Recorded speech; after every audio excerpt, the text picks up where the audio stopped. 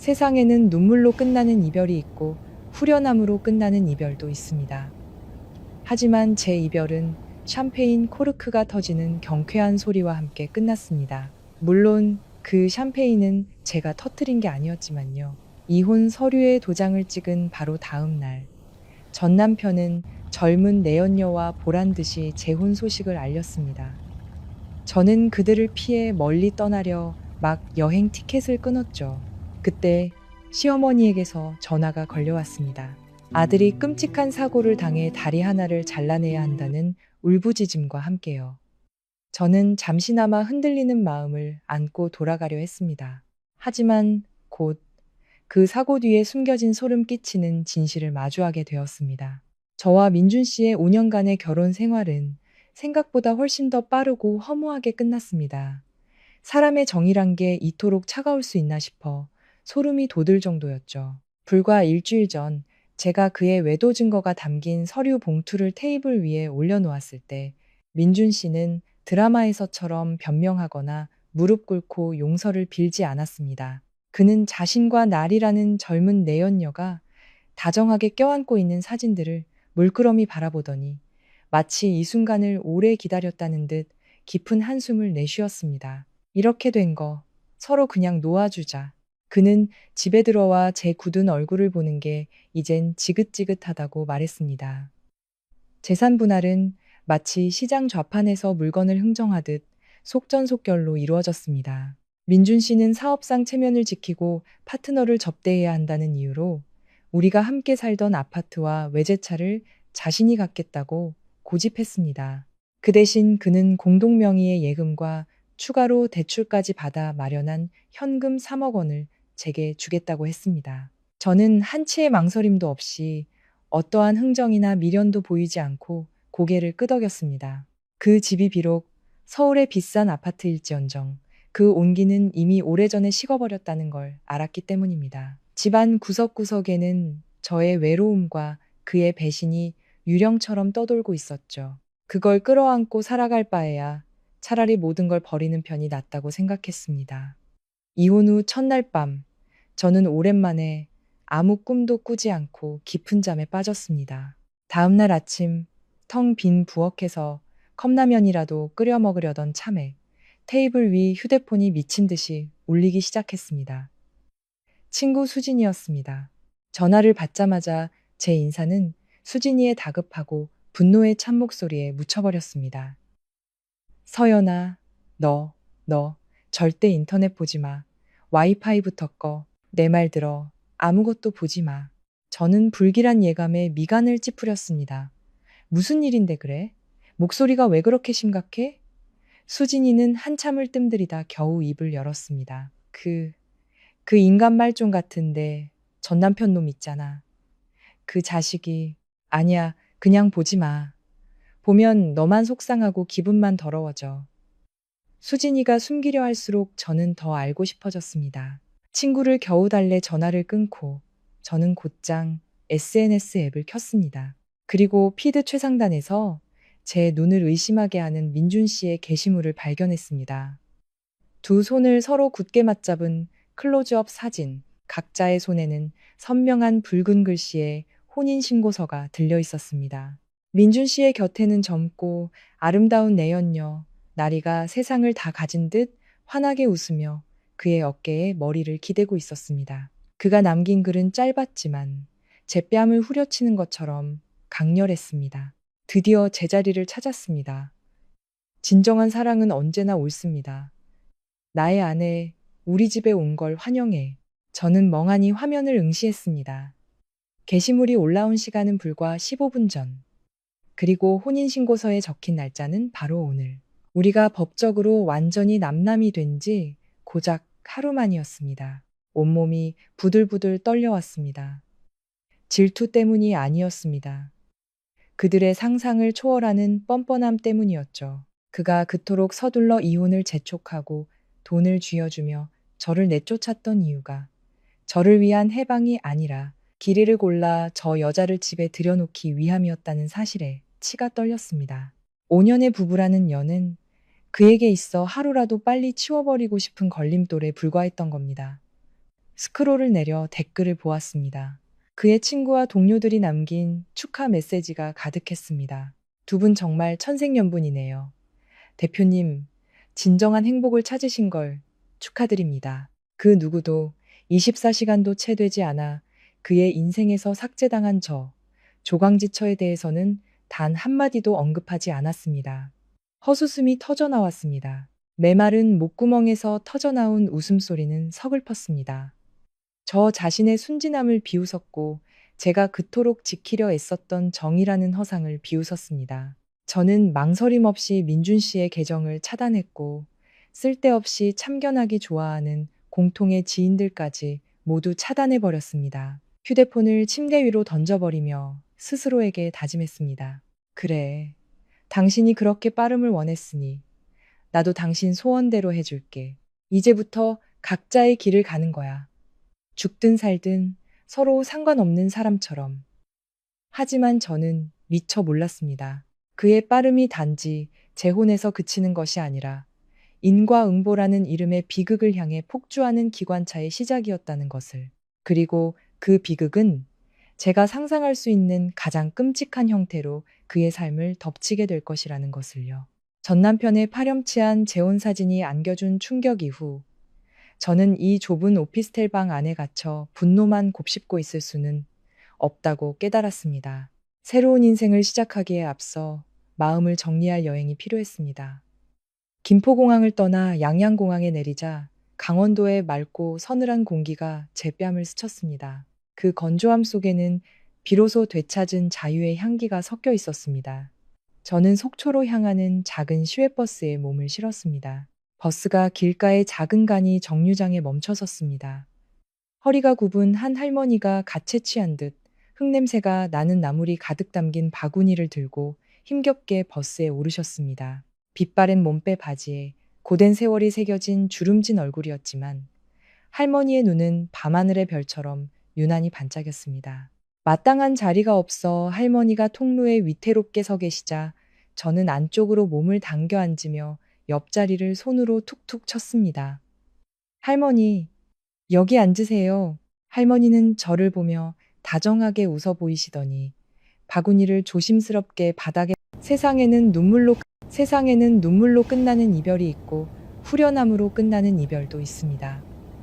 하지만 제 이별은 샴페인 코르크가 터지는 경쾌한 소리와 함께 끝났습니다. 물론 그 샴페인은 제가 터뜨린 게 아니었지만요. 이혼 서류에 도장을 찍은 바로 다음 날, 전 남편은 젊은 내연녀와 보란 듯이 재혼 소식을 알렸습니다. 저는 그들을 피해 멀리 떠나려 막 여행 티켓을 끊었죠. 그때 시어머니에게서 전화가 걸려왔습니다. 아들이 끔찍한 사고를 당해 다리 하나를 잘라내야 한다는 울부짖음과 함께요. 저는 잠시나마 흔들리는 마음을 안고 돌아가려 했습니다. 하지만 곧 그 사고 뒤에 숨겨진 소름 끼치는 진실을 마주하게 되었습니다. 저와 민준 씨의 5년간의 결혼 생활은 생각보다 훨씬 더 빠르고 허무하게 끝났습니다. 사람의 정이란 게 이토록 차가울 수 있나 싶어 소름이 돋을 정도였죠. 불과 일주일 전 제가 그의 외도 증거가 담긴 서류 봉투를 테이블 위에 올려놓았을 때 민준 씨는 드라마에서처럼 변명하거나 무릎 꿇고 용서를 빌지 않았습니다. 그는 자신과 날이라는 젊은 내연녀가 다정하게 껴안고 있는 사진들을 물끄러미 바라보더니 마치 이 순간을 오래 기다렸다는 듯 깊은 한숨을 내쉬었습니다. 이렇게 된 거 서로 그냥 놓아주자. 그는 집에 들어와 제 굳은 얼굴을 보는 게 이젠 지긋지긋하다고 말했습니다. 재산 분할은 마치 시장 좌판에서 물건을 흥정하듯 속전속결로 이루어졌습니다. 민준 씨는 사업상 체면을 지키고 파트너를 접대해야 한다는 이유로 우리가 함께 살던 아파트와 외제차를 자신이 갖겠다고 고집했습니다. 그 대신 그는 공동명의의 예금과 추가로 대출까지 받아 마련한 현금 3억 원을 제게 주겠다고 했습니다. 저는 한치의 망설임도 없이 어떠한 흥정이나 미련도 보이지 않고 고개를 끄덕였습니다. 그 집이 비록 서울의 비싼 아파트일지언정 그 온기는 이미 오래전에 식어버렸다는 걸 알았기 때문입니다. 집안 구석구석에는 저의 외로움과 그의 배신이 유령처럼 떠돌고 있었죠. 그걸 끌어안고 살아갈 바에야 차라리 모든 걸 버리는 편이 낫다고 생각했습니다. 이혼 후 첫날 밤, 저는 오랜만에 아무 꿈도 꾸지 않고 깊은 잠에 빠졌습니다. 다음날 아침, 텅 빈 부엌에서 컵라면이라도 끓여 먹으려던 참에 테이블 위 휴대폰이 미친 듯이 울리기 시작했습니다. 친구 수진이었습니다. 전화를 받자마자 제 인사는 수진이의 다급하고 분노의 찬 목소리에 묻혀버렸습니다. 서연아, 너 절대 인터넷 보지 마. 와이파이부터 꺼. 내 말 들어. 아무것도 보지 마. 저는 불길한 예감에 미간을 찌푸렸습니다. 무슨 일인데 그래? 목소리가 왜 그렇게 심각해? 수진이는 한참을 뜸들이다 겨우 입을 열었습니다. 그 인간 말종 같은데 전 남편 놈 있잖아. 그 자식이. 아니야, 그냥 보지 마. 보면 너만 속상하고 기분만 더러워져. 수진이가 숨기려 할수록 저는 더 알고 싶어졌습니다. 친구를 겨우 달래 전화를 끊고 저는 곧장 SNS 앱을 켰습니다. 그리고 피드 최상단에서 제 눈을 의심하게 하는 민준 씨의 게시물을 발견했습니다. 두 손을 서로 굳게 맞잡은 클로즈업 사진, 각자의 손에는 선명한 붉은 글씨의 혼인신고서가 들려 있었습니다. 민준 씨의 곁에는 젊고 아름다운 내연녀, 나리가 세상을 다 가진 듯 환하게 웃으며 그의 어깨에 머리를 기대고 있었습니다. 그가 남긴 글은 짧았지만 제 뺨을 후려치는 것처럼 강렬했습니다. 드디어 제자리를 찾았습니다. 진정한 사랑은 언제나 옳습니다. 나의 아내, 우리 집에 온 걸 환영해. 저는 멍하니 화면을 응시했습니다. 게시물이 올라온 시간은 불과 15분 전. 그리고 혼인신고서에 적힌 날짜는 바로 오늘. 우리가 법적으로 완전히 남남이 된 지 고작 하루 만이었습니다. 온몸이 부들부들 떨려왔습니다. 질투 때문이 아니었습니다. 그들의 상상을 초월하는 뻔뻔함 때문이었죠. 그가 그토록 서둘러 이혼을 재촉하고 돈을 쥐어주며 저를 내쫓았던 이유가 저를 위한 해방이 아니라 길이를 골라 저 여자를 집에 들여놓기 위함이었다는 사실에 치가 떨렸습니다. 5년의 부부라는 연은 그에게 있어 하루라도 빨리 치워버리고 싶은 걸림돌에 불과했던 겁니다. 스크롤을 내려 댓글을 보았습니다. 그의 친구와 동료들이 남긴 축하 메시지가 가득했습니다. 두 분 정말 천생연분이네요. 대표님, 진정한 행복을 찾으신 걸 축하드립니다. 그 누구도 24시간도 채 되지 않아 그의 인생에서 삭제당한 조광지처에 대해서는 단 한마디도 언급하지 않았습니다. 헛웃음이 터져나왔습니다. 메마른 목구멍에서 터져나온 웃음소리는 서글펐습니다. 저 자신의 순진함을 비웃었고 제가 그토록 지키려 애썼던 정의라는 허상을 비웃었습니다. 저는 망설임 없이 민준 씨의 계정을 차단했고 쓸데없이 참견하기 좋아하는 공통의 지인들까지 모두 차단해버렸습니다. 휴대폰을 침대 위로 던져버리며 스스로에게 다짐했습니다. 그래, 당신이 그렇게 빠름을 원했으니 나도 당신 소원대로 해줄게. 이제부터 각자의 길을 가는 거야. 죽든 살든 서로 상관없는 사람처럼. 하지만 저는 미처 몰랐습니다. 그의 빠름이 단지 재혼에서 그치는 것이 아니라 인과응보라는 이름의 비극을 향해 폭주하는 기관차의 시작이었다는 것을. 그리고 그 비극은 제가 상상할 수 있는 가장 끔찍한 형태로 그의 삶을 덮치게 될 것이라는 것을요. 전 남편의 파렴치한 재혼 사진이 안겨준 충격 이후 저는 이 좁은 오피스텔 방 안에 갇혀 분노만 곱씹고 있을 수는 없다고 깨달았습니다. 새로운 인생을 시작하기에 앞서 마음을 정리할 여행이 필요했습니다. 김포공항을 떠나 양양공항에 내리자 강원도의 맑고 서늘한 공기가 제 뺨을 스쳤습니다. 그 건조함 속에는 비로소 되찾은 자유의 향기가 섞여 있었습니다. 저는 속초로 향하는 작은 시외버스에 몸을 실었습니다. 버스가 길가의 작은 간이 정류장에 멈춰섰습니다. 허리가 굽은 한 할머니가 가채 취한 듯 흙냄새가 나는 나물이 가득 담긴 바구니를 들고 힘겹게 버스에 오르셨습니다. 빛바랜 몸빼 바지에 고된 세월이 새겨진 주름진 얼굴이었지만 할머니의 눈은 밤하늘의 별처럼 유난히 반짝였습니다. 마땅한 자리가 없어 할머니가 통로에 위태롭게 서 계시자 저는 안쪽으로 몸을 당겨 앉으며 옆자리를 손으로 툭툭 쳤습니다. 할머니, 여기 앉으세요. 할머니는 저를 보며 다정하게 웃어 보이시더니 바구니를 조심스럽게 바닥에 내려놓고 제 옆에 살짝 걸터 앉으셨습니다. 버스가 덜컹거릴 때마다 할머니는 품 안에서 주섬주섬 무언가를 꺼내셨습니다. 꼬깃꼬깃한 휴지에 쌓인 찐 옥수수였습니다. 아가씨, 하나 먹어봐. 꿀맛이야. 저는 어색하게 옥수수를 받아들며 감사 인사를 했습니다. 할머니는 한참 동안 제 얼굴을 빤히 들여다보시더니 마치 제 마음속을 꿰뚫어 보기라도 한 듯 나지막이 말씀하셨습니다. 바구니가 무거우면 속에 든 걸 좀 덜어내야 걸음이 가벼운 법이야. 아가씨 마음속에 무거운 돌멩이가 들어앉아 있네. 눈에 그늘이 졌어. 자꾸 땅만 보고 걷지 말고 저기 저 소나무를 봐. 꼿꼿하게 서 있어야 햇볕도 받는 법이지. 낯선 이의 무심한 위로에 콧등이 시큰해졌습니다. 저는 황급히 창밖으로 고개를 돌려 터져 나오려는 눈물을 억지로 삼켰습니다. 할머니의 말씀이 맞았습니다. 저는 과거라는 무거운 짐을 너무 오래 짊어지고 있었습니다. 이제는 정말 덜어내는 법을 배워야 할 때였습니다. 속초에서의 3일은 마치 꿈결처럼 평화롭게 흘러갔습니다. 시끄럽고 복잡한 세상과 완전히 분리된 시간이었죠.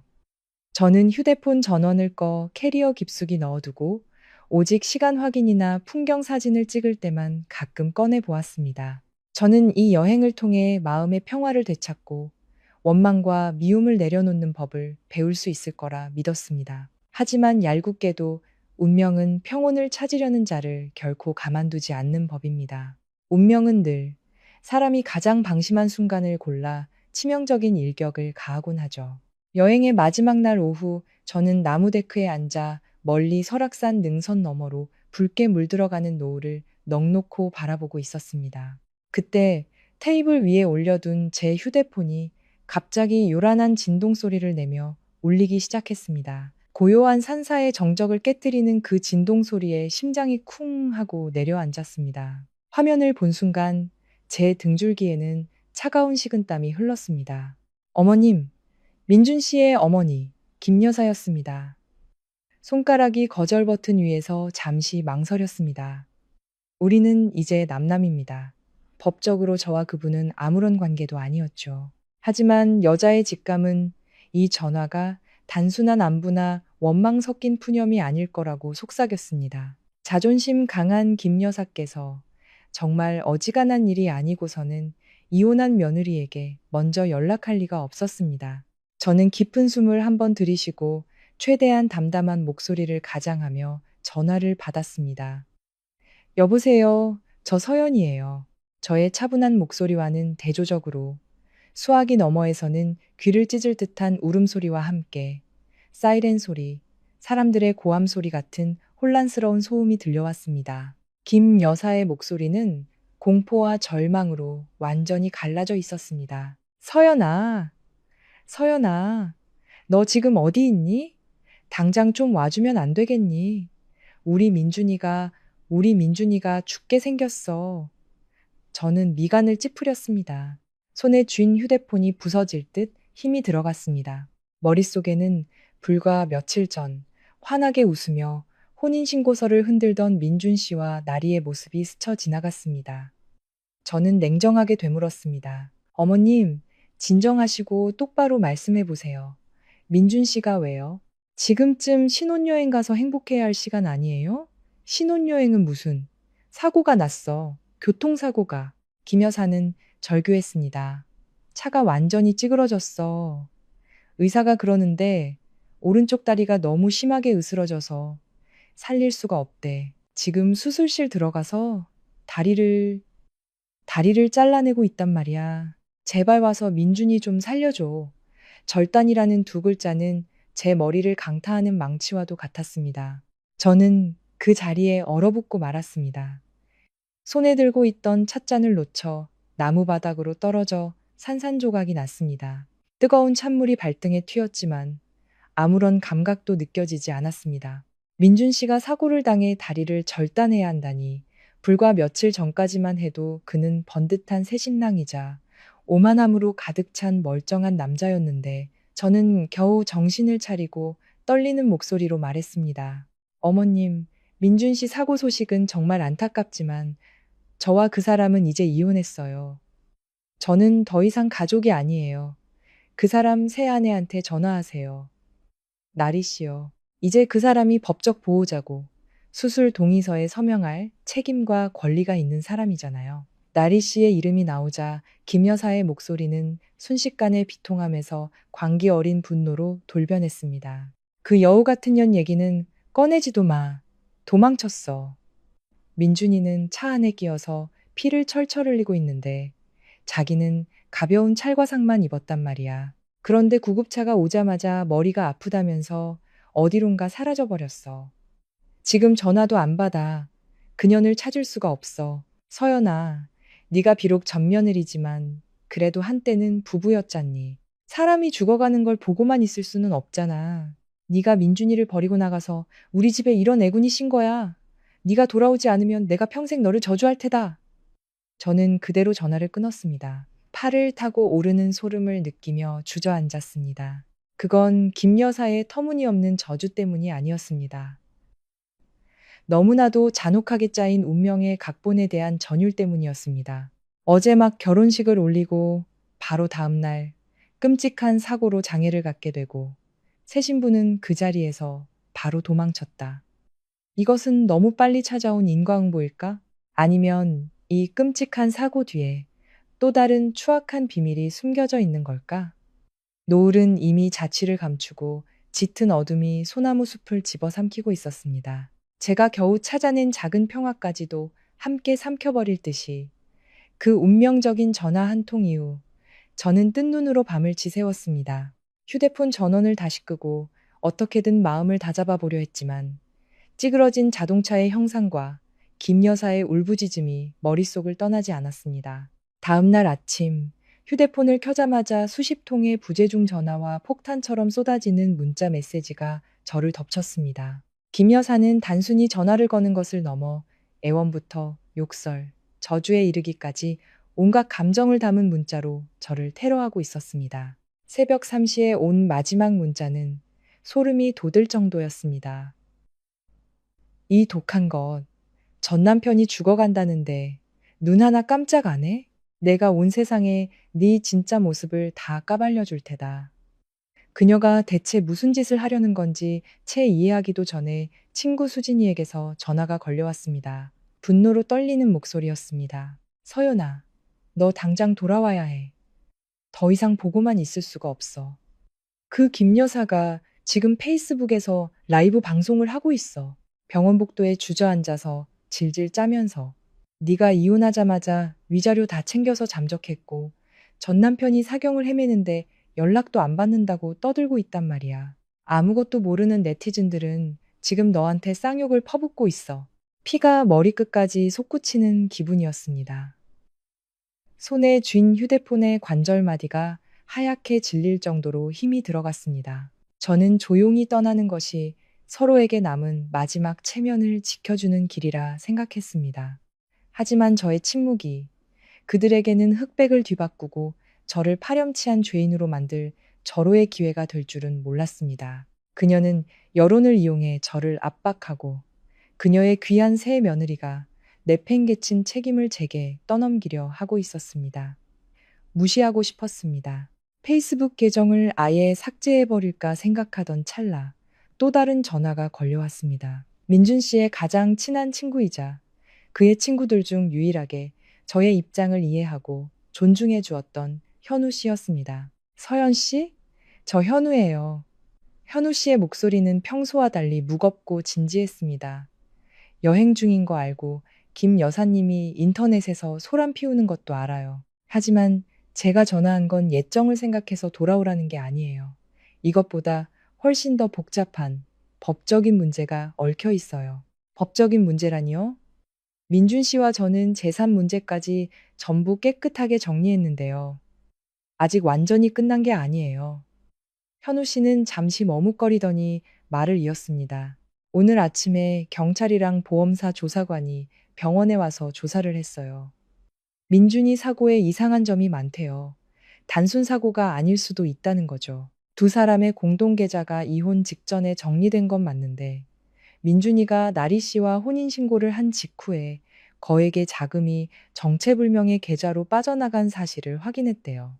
경찰은 서연 씨를 불러서 그 돈이 재산 다툼과 관련이 있는지, 그리고 차 안에서 발견된 몇 가지 위임 서류에 대해 확인할 필요가 있다고 해요.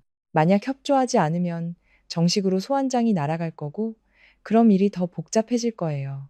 머리가 윙윙 울리는 것 같았습니다. 단순한 교통사고가 아니라 돈과 수상한 서류까지 얽힌 음모라니. 만약 제가 이대로 숨어버린다면 김 여사의 거짓말을 인정하는 꼴이 될 뿐만 아니라 제가 저지르지도 않은 일 때문에 법적인 문제에까지 휘말릴 수 있었습니다. 저는 깊은 한숨을 내쉬며 마지막으로 푸르른 소나무 숲을 눈에 담았습니다. 저의 치유 여행은 이렇게 예상보다 일찍 막을 내리게 되었습니다. 그 배신자를 동정해서가 아니었습니다. 저 자신의 명예를 지키기 위해 저는 돌아가야만 했습니다. 그들이 제 청춘을 짓밟은 것도 모자라 제 인격에까지 오물을 덧칠하게 둘 수는 없었습니다. 알겠어요, 현우 씨. 저는 단호하게 말했습니다. 오늘 오후 비행기로 바로 돌아갈게요. 경찰에게는 제가 출석해서 조사에 협조하겠다고 전해주세요. 저는 캐리어를 끌고 펜션을 나섰습니다. 마음은 천근만근 무거웠습니다. 이미 닫혔다고 생각했던 과거의 문이 보이지 않는 손에 의해 난폭하게 열려 젖혀졌습니다. 그리고 저는 제가 그토록 벗어나고 싶었던 추악한 현실과 다시 마주해야만 했습니다. 도시에 도착했을 때는 이미 해가 저물어 어두컴컴했습니다. 집에 들러 짐을 풀 시간도 없이 저는 현우 씨가 보내준 주소로 캐리어를 끌고 곧장 병원으로 향했습니다. 병원 복도는 소독약 냄새와 수많은 사람들의 채취로 가득했습니다. 질병과 이별, 그리고 절망이 뒤섞인 특유의 냄새였죠. 차가운 타일 바닥 위로 제 구두굽 소리가 또각또각 불안하게 뛰는 제 심장 박동처럼 건조하게 울려 퍼졌습니다. 중환자실 문 앞에 서서 저는 곧 펼쳐질 전쟁에 대비해 깊은 심호흡을 했습니다. 문을 열고 들어서는 순간 제 눈에 들어온 것은 온갖 의료 장비와 튜브에 둘러싸여 침대에 미동도 없이 누워있는 민준 씨의 모습이었습니다. 그의 얼굴은 해골처럼 앙상하고 창백했으며 핏기라고는 찾아볼 수 없었습니다. 그리고 가장 끔찍했던 것은 오른쪽 다리 부분의 이불이 부자연스러울 정도로 짧고 납작하게 꺼져 있다는 것이었습니다. 마음의 준비를 했다고 생각했지만 한때 건강하고 자신감 넘쳤던 남자가 저렇게 처참하게 망가진 모습을 보니 저도 모르게 온몸에 소름이 돋았습니다. 김 여사는 침대 옆에 넋을 놓고 앉아 있다가 제가 들어오는 것을 보고는 용수철처럼 튀어 올랐습니다. 그녀의 눈은 핏발이 서 있었습니다. 그녀는 제게 달려들어 뺨을 때리려는 듯 손을 치켜들었습니다. 이 나쁜 년, 네가 여길 어디라고 얼굴을 들이밀어.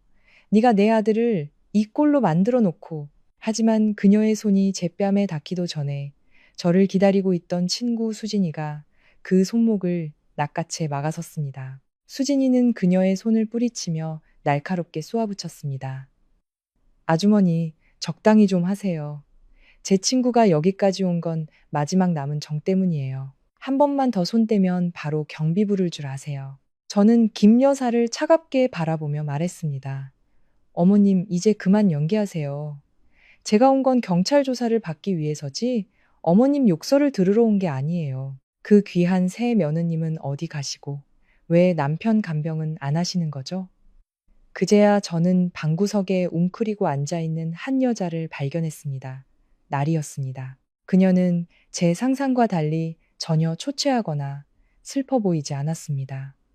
여전히 세련된 원피스를 입고 얼굴에는 완벽한 화장을 하고 있었죠. 잠을 설쳤는지 눈이 조금 부어 있었을 뿐이었습니다. 그녀는 손에서 휴대폰을 놓지 않고 계속해서 화면을 넘기고 있었고 이따금씩 불안한 듯 문 쪽을 힐끔거렸습니다. 제 목소리를 듣자 나리는 소스라치게 놀라며 고개를 들었습니다. 그리고 순식간에 그녀의 태도는 180도 돌변했습니다. 그녀는 휴대폰을 의자 위로 던지고 제게 달려와 손을 붙잡았습니다. 수도꼭지를 튼 것처럼 눈물이 왈칵 쏟아졌습니다. 언니 오셨군요. 정말 다행이에요. 민준 오빠가 언니를 계속 찾았어요. 오빠가 너무 불쌍해요, 언니. 저는 마치 더러운 것이라도 닿은 듯 그녀의 손을 뿌리치고 한 걸음 물러섰습니다. 역겨움이 치밀어 올랐습니다. 불과 며칠 전만 해도 제 고통을 비웃으며 전리품처럼 혼인신고서를 흔들던 여자였습니다. 그런데 이제 와서 자신이 쟁취한 남자가 쓸모없어지자 불쌍한 여동생인 척하며 전처에게 매달리는 꼴이라니. 나한테 언니라고 부르지 마. 너 같은 동생 둔 적 없으니까. 저는 옷소매를 털어내며 차갑게 말했습니다. 내 남편이 저기 누워 있는데 약 챙기고 돌볼 생각은 안 하고 휴대폰만 만지작거리더니 이제 와서 나를 끌어들이는 이유가 뭐야? 나리는 흐느끼며 김 여사에게 도움을 구하는 눈빛을 보냈습니다. 김 여사는 새며느리가 궁지에 몰리자 기다렸다는 듯이 끼어들어 그녀를 감쌌습니다. 얘가 아직 젊어서 그래. 너무 큰 충격을 받아서 어쩔 줄을 모르는 거야. 하지만 너는 다르잖니. 너는 민준이랑 몇 년을 살았어. 걔 식성이랑 습관을 다 알잖아. 이제 제가 저렇게 누워서 꼼짝도 못 하는데 대소변 받아내고 밥 먹이는 게 얼마나 힘든 일이겠니. 날이 얘는 손에 물 한 방울 안 묻히고 자라서 이런 일은 못해. 저는 제 앞에 선 두 여자를 번갈아 보았습니다. 늙고 교활한 여자와 젊고 가증스러운 여자. 문득 헛웃음이 나왔습니다. 결국 그들 눈에 비친 저의 유일한 가치는 민준 씨를 납치하는데 익숙하다는 것 뿐이었습니다. 민준 씨가 건강하고 돈이 많을 때는 쾌락을 즐기기 위해 저를 걷어찼습니다. 그가 장애를 갖고 병들자 이제는 그들이 어지른 난장판을 치우라며 저를 다시 끌어들이려 하고 있었습니다. 인간의 탐욕과 이기심은 정말 끝이 없었습니다. 침대에 누워있던 민준 씨가 희미하게 몸을 뒤척였습니다. 흐릿한 그의 눈이 저를 향했습니다.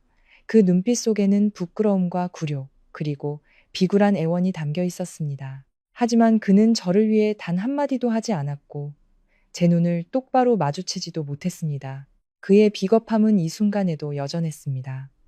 저는 팔짱을 낀 채 전 시어머니와 새 며느리가 펼치는 서툰 연극을 지켜보았습니다. 나리는 억지로 쥐어짠 듯한 눈물을 훔치며 흐느꼈습니다. 언니, 저 미워하시는 거 알아요. 하지만 지금 민준 오빠가 저렇게 됐는데 저 정말 어찌할 바를 모르겠어요. 시골에 계신 저희 부모님도 오빠가 다리를 잘랐다는 소식 듣고는 당장 내려오라고 난리세요. 아직 젊은 내 인생을 장애인 옆에서 썩힐 수 없다고요.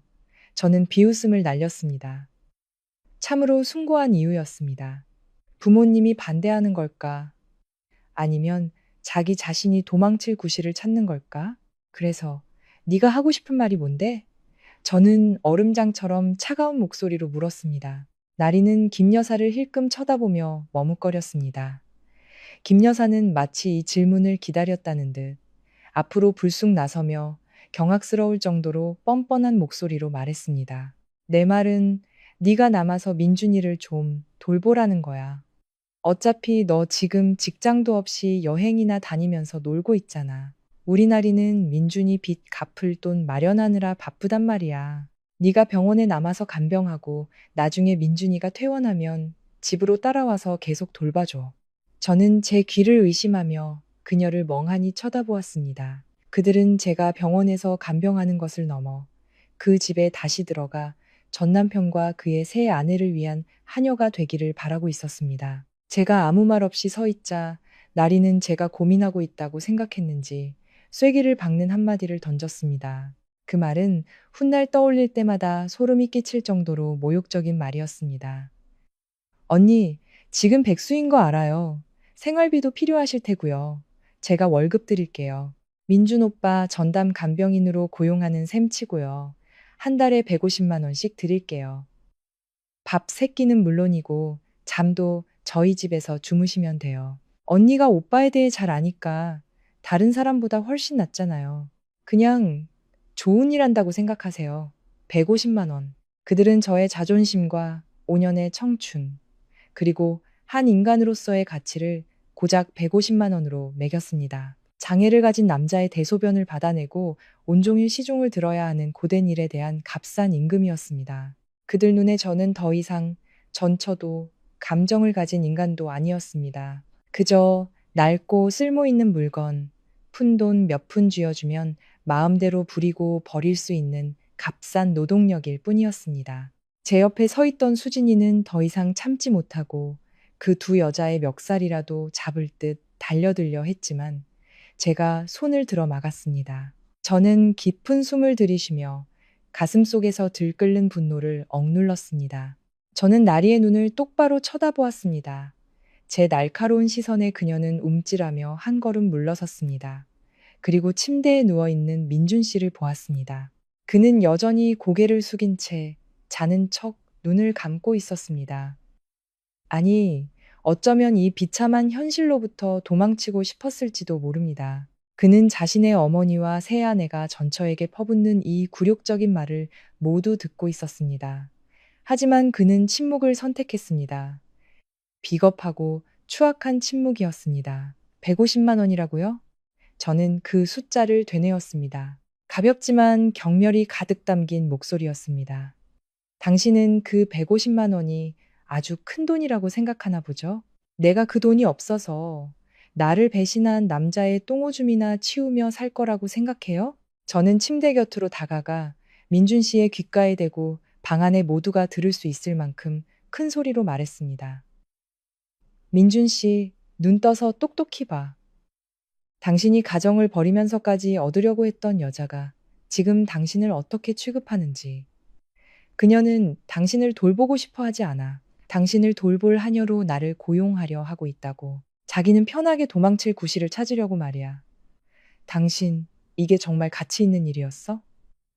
민준 씨의 몸이 움찔 떨렸습니다. 눈꺼풀이 파르르 떨렸지만 그는 끝내 눈을 뜨지 못했습니다.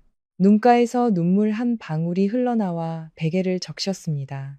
하지만 그 눈물은 이제 제게 아무런 의미도 없었습니다. 실패자의 뒤늦은 후회와 무력함일 뿐이었죠. 저는 나리와 김 여사를 향해 돌아섰습니다. 오는 길에 급하게 샀던 과일 바구니를 테이블 위에 쿵 소리가 나게 내려놓았습니다. 두 사람 똑똑히 들어요. 나는 전처이지. 당신들 하녀도 아니고 성인군자도 아니야. 그 150만 원은 당신들 인격이나 사서 다시 태어나는 데 써. 그래야 다음 생에는 좀 더 괜찮은 인간으로 살 수 있을 테니까. 다시는 나를 당신들의 더러운 진흙탕 속으로 끌어들이지 마. 말을 마친 저는 한 번도 뒤돌아보지 않고 그대로 문을 향해 걸어 나갔습니다. 제가 사온 과일 바구니는 테이블 위에 덩그러니 놓여 있었습니다. 그들이 무참히 짓밟아버린 저의 마지막 남은 정이었습니다. 등 뒤에서 김 여사의 날카로운 비명이 들려왔습니다. 거기서? 이 버르장머리 없는 년. 내가 말하고 있는데 어딜 그냥 가. 너 양심도 없어? 저는 걸음을 재촉했습니다. 병원 복도에 제 하이힐 소리가 건조하게 울려 퍼졌습니다. 하지만 김 여사는 저를 놓아주지 않았습니다. 그녀는 뒤뚱거리며 저를 쫓아와 제 옷자락을 강하게 잡아당겼습니다. 저는 휘청거리며 하마터면 넘어질 뻔했습니다. 사람들이 북적이는 복도 한가운데서 그녀는 마치 제가 천인공노할 죄라도 저지른 것처럼 소리치기 시작했습니다. 여러분, 이리 와서 좀 보세요. 이 여자가 제 전며느리예요. 남편은 병상에 누워 꼼짝도 못하는데 병문안 와서는 돈 한 푼 안 내놓고 시어머니한테 막말을 하고 도망가고 있어요. 이렇게 박정한 여자가 세상에 어디 있습니까? 그러니 하늘이 벌을 내려서 애도 못 갖는 거지. 주변에 있던 환자 보호자들의 호기심 어린 시선이 제게 쏠렸습니다. 어떤 이는 혀를 차며 고개를 저었고 어떤 이는 소곤거리며 수군댔습니다. 얼굴이 화끈거렸습니다. 제 자신이 부끄러워서가 아니었습니다. 그녀가 부끄러웠습니다. 환갑이 넘은 나이에 돈과 이기심 때문에 공공장소에서 가족의 명예를 팔아넘기는 모습이 처참했습니다. 저는 그녀의 손을 강하게 뿌리치고 옷매무새를 가다듬었습니다. 그리고 연민이 가득한 눈으로 그녀를 바라보았습니다. 어머님, 아드님 체면이라도 좀 생각해 주세요. 민준 씨, 저 안에서 한쪽 다리를 잃고 충분히 고통스러워하고 있어요. 어머님이 아들의 남은 얼굴에까지 먹칠하지는 마세요. 이렇게 소란 피워봤자 사람들 비웃음거리만 될 뿐이에요. 저는 잃을 게 없지만 어머님 가족은 아니잖아요. 그때 병원 보안 요원 2명이 달려와 사람들을 해산시키고 김 여사에게 조용히 하라고 경고했습니다. 그녀는 분한 듯 저를 노려보며 무언가 계속 중얼거렸지만 더 이상 난동을 부리지는 못했습니다. 병원 정문을 나서며 저는 깊은 숨을 들이마셨습니다. 도시의 탁한 공기가 병실 안에 숨막히는 공기보다 1000배는 더 상쾌하게 느껴졌습니다. 저는 택시를 타고 집으로 향했습니다. 마음은 복잡한 생각들로 무거웠습니다.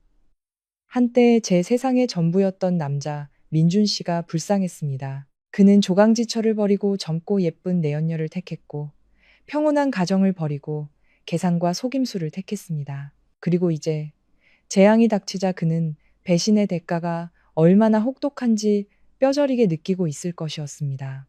다음 날 아침, 저는 현우 씨에게서 만나자는 연락을 받았습니다. 그는 소란스럽고 사람들의 눈에 띄지 않는 골목 안쪽에 위치한 조용한 카페로 저를 불렀습니다. 제가 도착했을 때 현우 씨는 이미 와 있었습니다. 그의 앞에는 얼음이 다 녹아버린 아이스 아메리카노가 놓여 있었습니다. 오랫동안 저를 기다렸다는 증거였죠. 그의 표정은 심각했고 미간은 깊은 생각에 잠긴 듯 굳어 있었습니다. 서연 씨, 왔군요. 앉아요. 현우 씨는 제게 의자를 빼주며 무겁게 입을 열었습니다. 어제 병원에서 있었던 일은 수진 씨한테 들었어요. 그렇게 대처한 게 맞아요. 그들이 서연 씨를 진흙탕으로 끌어들이게 둬선 안 돼요. 저는 씁쓸하게 웃으며 오렌지 주스를 주문했습니다. 저도 더 이상 엮이고 싶지 않아요. 하지만 그들이 저를 가만두지 않을 것 같네요. 그런데 경찰이 의심하고 있다는 건 무슨 얘긴가요? 좀 더 자세히 말씀해 주실 수 있어요? 현우 씨는 휴대폰을 꺼내 몇 장의 메시지 캡처 화면을 제게 보여주었습니다.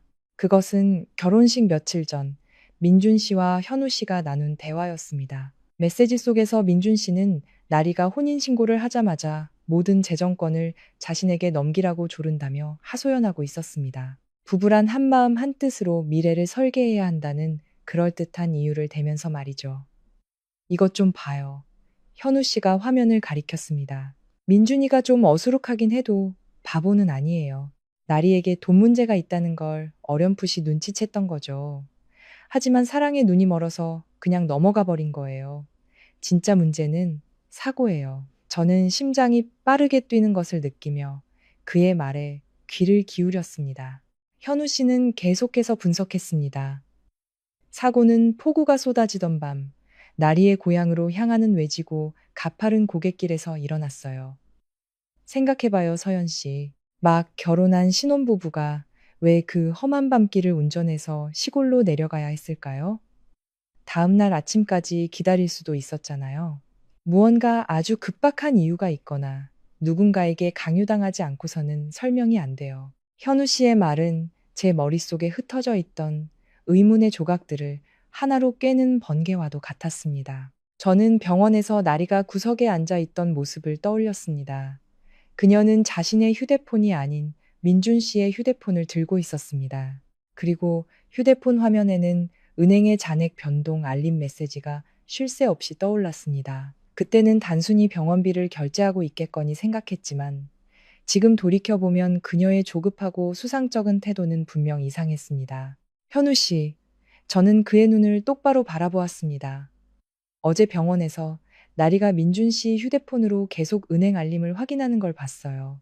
세상에는 눈물로 끝나는 이별이 있고 후련함으로 끝나는 이별도 있습니다.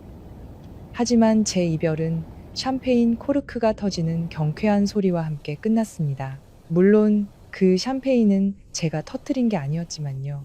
이혼 서류에 도장을 찍은 바로 다음 날, 전 남편은 젊은 내연녀와 보란듯이 재혼 소식을 알렸습니다.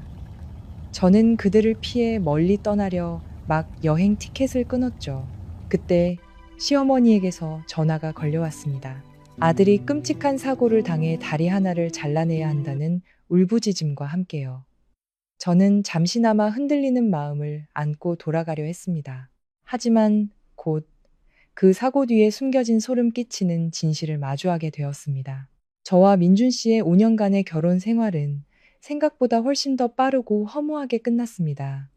사람의 정이란 게 이토록 차가울 수 있나 싶어 소름이 돋을 정도였죠. 불과 일주일 전 제가 그의 외도 증거가 담긴 서류 봉투를 테이블 위에 올려놓았을 때 민준 씨는 드라마에서처럼 변명하거나 무릎 꿇고 용서를 빌지 않았습니다.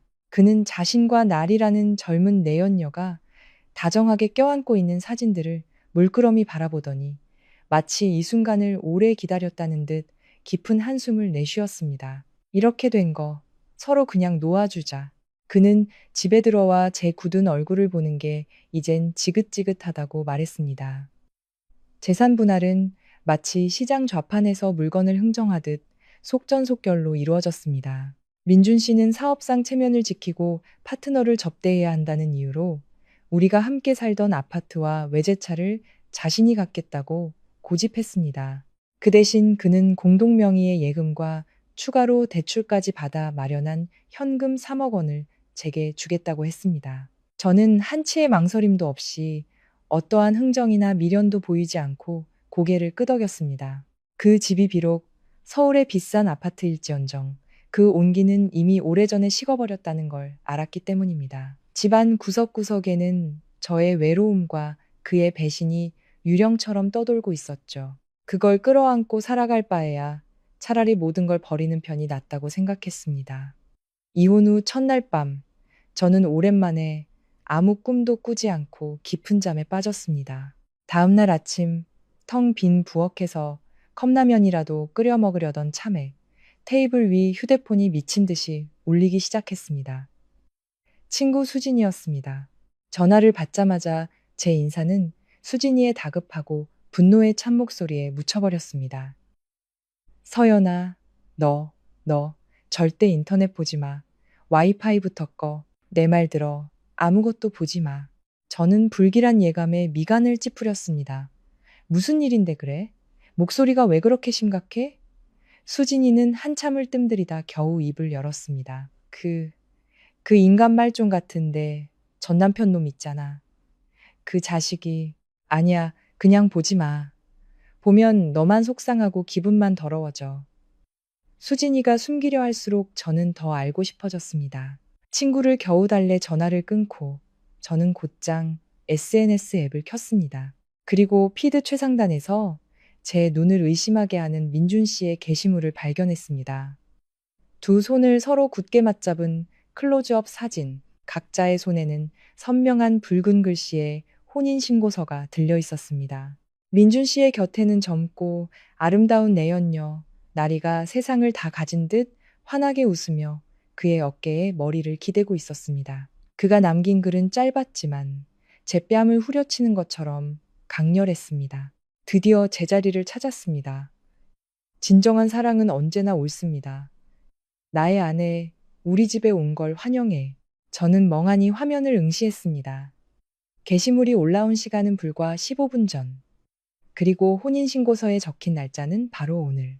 우리가 법적으로 완전히 남남이 된 지 고작 하루 만이었습니다. 온몸이 부들부들 떨려왔습니다. 질투 때문이 아니었습니다.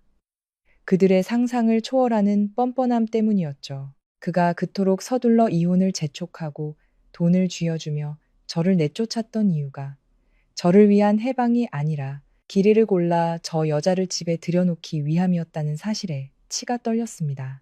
5년의 부부라는 연은 그에게 있어 하루라도 빨리 치워버리고 싶은 걸림돌에 불과했던 겁니다.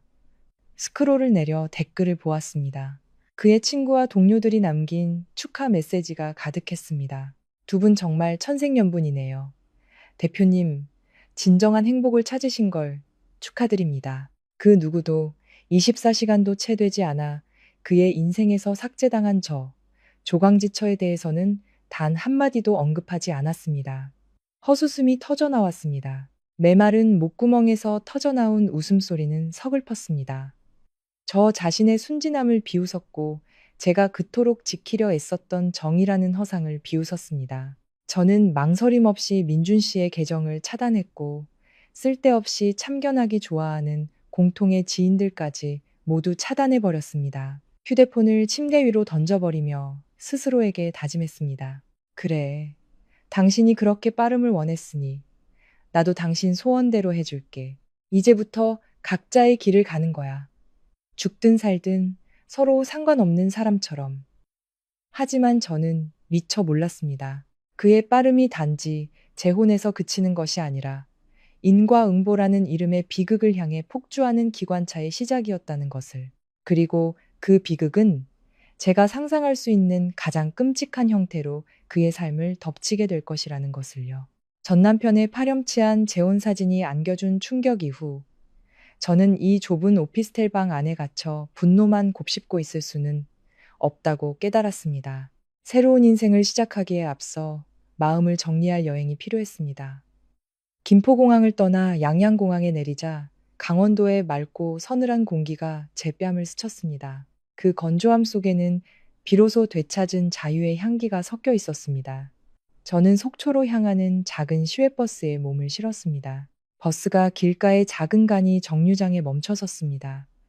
허리가 굽은 한 할머니가 가채 취한 듯 흙냄새가 나는 나물이 가득 담긴 바구니를 들고 힘겹게 버스에 오르셨습니다. 빛바랜 몸빼 바지에 고된 세월이 새겨진 주름진 얼굴이었지만 할머니의 눈은 밤하늘의 별처럼 유난히 반짝였습니다. 마땅한 자리가 없어 할머니가 통로에 위태롭게 서 계시자 저는 안쪽으로 몸을 당겨 앉으며 옆자리를 손으로 툭툭 쳤습니다. 할머니, 여기 앉으세요. 할머니는 저를 보며 다정하게 웃어 보이시더니 바구니를 조심스럽게 바닥에 내려놓고 제 옆에 살짝 걸터 앉으셨습니다. 버스가 덜컹거릴 때마다 할머니는 품 안에서 주섬주섬 무언가를 꺼내셨습니다. 꼬깃꼬깃한 휴지에 쌓인 찐 옥수수였습니다. 아가씨, 하나 먹어봐. 꿀맛이야. 저는 어색하게 옥수수를 받아들며 감사 인사를 했습니다. 할머니는 한참 동안 제 얼굴을 빤히 들여다보시더니 마치 제 마음속을 꿰뚫어 보기라도 한 듯 나지막이 말씀하셨습니다. 바구니가 무거우면 속에 든 걸 좀 덜어내야 걸음이 가벼운 법이야. 아가씨 마음속에 무거운 돌멩이가 들어앉아 있네. 눈에 그늘이 졌어. 자꾸 땅만 보고 걷지 말고 저기 저 소나무를 봐. 꼿꼿하게 서 있어야 햇볕도 받는 법이지. 낯선 이의 무심한 위로에 콧등이 시큰해졌습니다. 저는 황급히 창밖으로 고개를 돌려 터져 나오려는 눈물을 억지로 삼켰습니다. 할머니의 말씀이 맞았습니다. 저는 과거라는 무거운 짐을 너무 오래 짊어지고 있었습니다.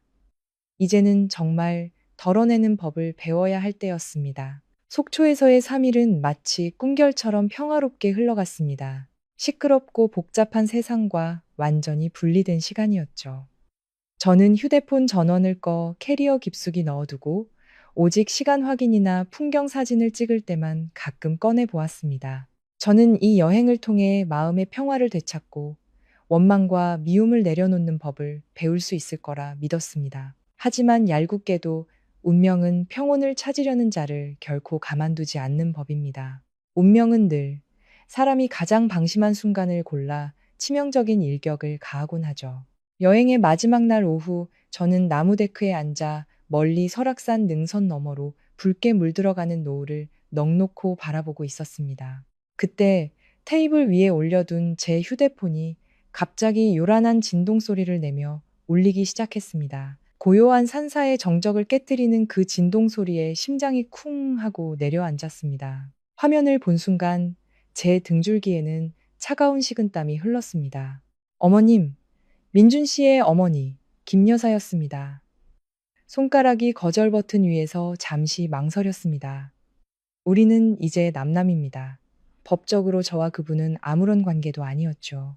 하지만 여자의 직감은 이 전화가 단순한 안부나 원망 섞인 푸념이 아닐 거라고 속삭였습니다. 자존심 강한 김 여사께서 정말 어지간한 일이 아니고서는 이혼한 며느리에게 먼저 연락할 리가 없었습니다.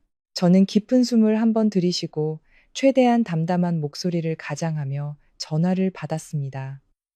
여보세요. 저 서연이에요. 저의 차분한 목소리와는 대조적으로 수화기 너머에서는 귀를 찢을 듯한 울음소리와 함께 사이렌 소리, 사람들의 고함 소리 같은 혼란스러운 소음이 들려왔습니다. 김 여사의 목소리는 공포와 절망으로 완전히 갈라져 있었습니다. 서연아, 서연아, 너 지금 어디 있니? 당장 좀 와주면 안 되겠니? 우리 민준이가, 우리 민준이가 죽게 생겼어. 저는 미간을 찌푸렸습니다. 손에 쥔 휴대폰이 부서질 듯 힘이 들어갔습니다. 머릿속에는 불과 며칠 전 환하게 웃으며 혼인신고서를 흔들던 민준 씨와 나리의 모습이 스쳐 지나갔습니다. 저는 냉정하게 되물었습니다. 어머님, 진정하시고 똑바로 말씀해 보세요. 민준 씨가 왜요? 지금쯤 신혼여행 가서 행복해야 할 시간 아니에요? 신혼여행은 무슨? 사고가 났어. 교통사고가. 김 여사는 절규했습니다. 차가 완전히 찌그러졌어. 의사가 그러는데 오른쪽 다리가 너무 심하게 으스러져서 살릴 수가 없대. 지금 수술실 들어가서 다리를 잘라내고 있단 말이야. 제발 와서 민준이 좀 살려줘. 절단이라는 두 글자는 제 머리를 강타하는 망치와도 같았습니다. 저는 그 자리에 얼어붙고 말았습니다. 손에 들고 있던 찻잔을 놓쳐 나무 바닥으로 떨어져 산산조각이 났습니다. 뜨거운 찬물이 발등에 튀었지만 아무런 감각도 느껴지지 않았습니다. 민준 씨가 사고를 당해 다리를 절단해야 한다니 불과 며칠 전까지만 해도 그는 번듯한 새신랑이자 오만함으로 가득 찬 멀쩡한 남자였는데 저는 겨우 정신을 차리고 떨리는 목소리로 말했습니다. 어머님, 민준 씨 사고 소식은 정말 안타깝지만 저와 그 사람은 이제 이혼했어요. 저는 더 이상 가족이 아니에요. 그 사람 새 아내한테 전화하세요. 나리 씨요. 이제 그 사람이 법적 보호자고 수술 동의서에 서명할 책임과 권리가 있는 사람이잖아요. 나리 씨의 이름이 나오자 김 여사의 목소리는 순식간에 비통함에서 광기 어린 분노로 돌변했습니다. 그 여우 같은 년 얘기는 꺼내지도 마. 도망쳤어. 민준이는 차 안에 끼어서 피를 철철 흘리고 있는데 자기는 가벼운 찰과상만 입었단 말이야. 그런데 구급차가 오자마자 머리가 아프다면서 어디론가 사라져버렸어. 지금 전화도 안 받아.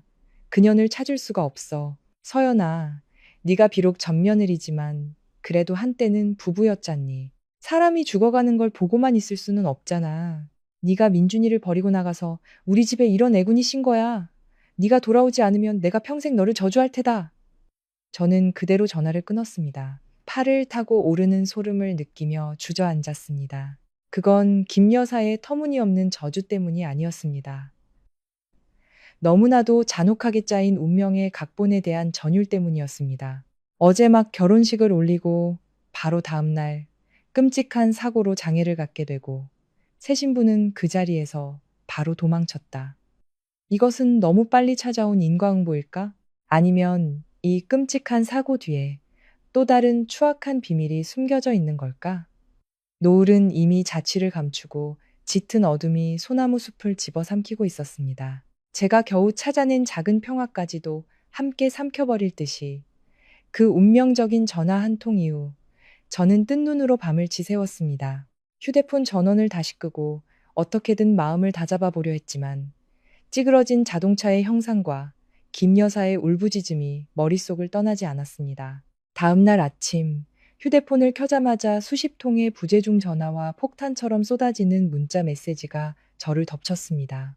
김 여사는 단순히 전화를 거는 것을 넘어 애원부터 욕설, 저주에 이르기까지 온갖 감정을 담은 문자로 저를 테러하고 있었습니다. 새벽 3시에 온 마지막 문자는 소름이 돋을 정도였습니다.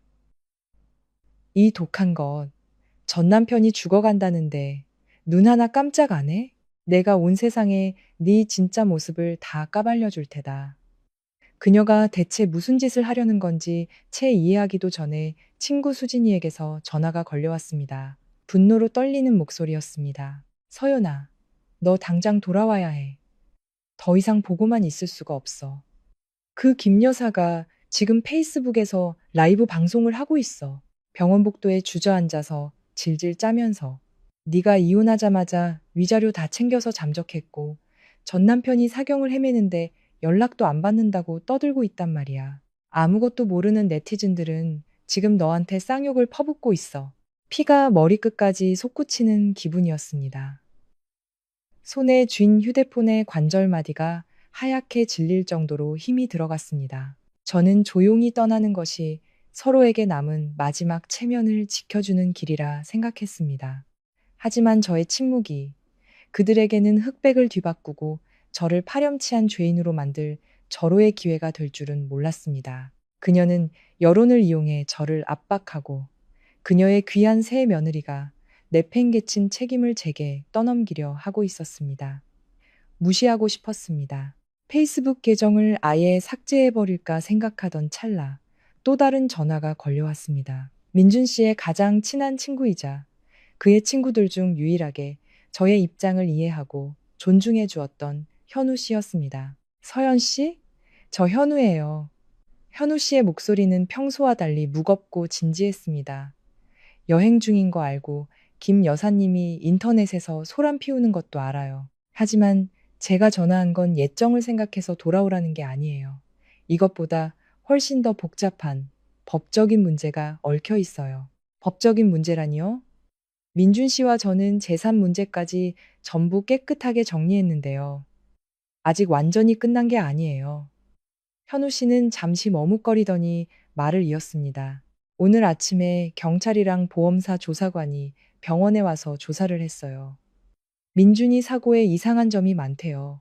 단순 사고가 아닐 수도 있다는 거죠. 두 사람의 공동 계좌가 이혼 직전에 정리된 건 맞는데 민준이가 나리 씨와 혼인신고를 한 직후에 거액의 자금이 정체불명의 계좌로 빠져나간 사실을 확인했다. 세상에는 눈물로 끝나는 이별이 있고 후련함으로 끝나는 이별도 있습니다.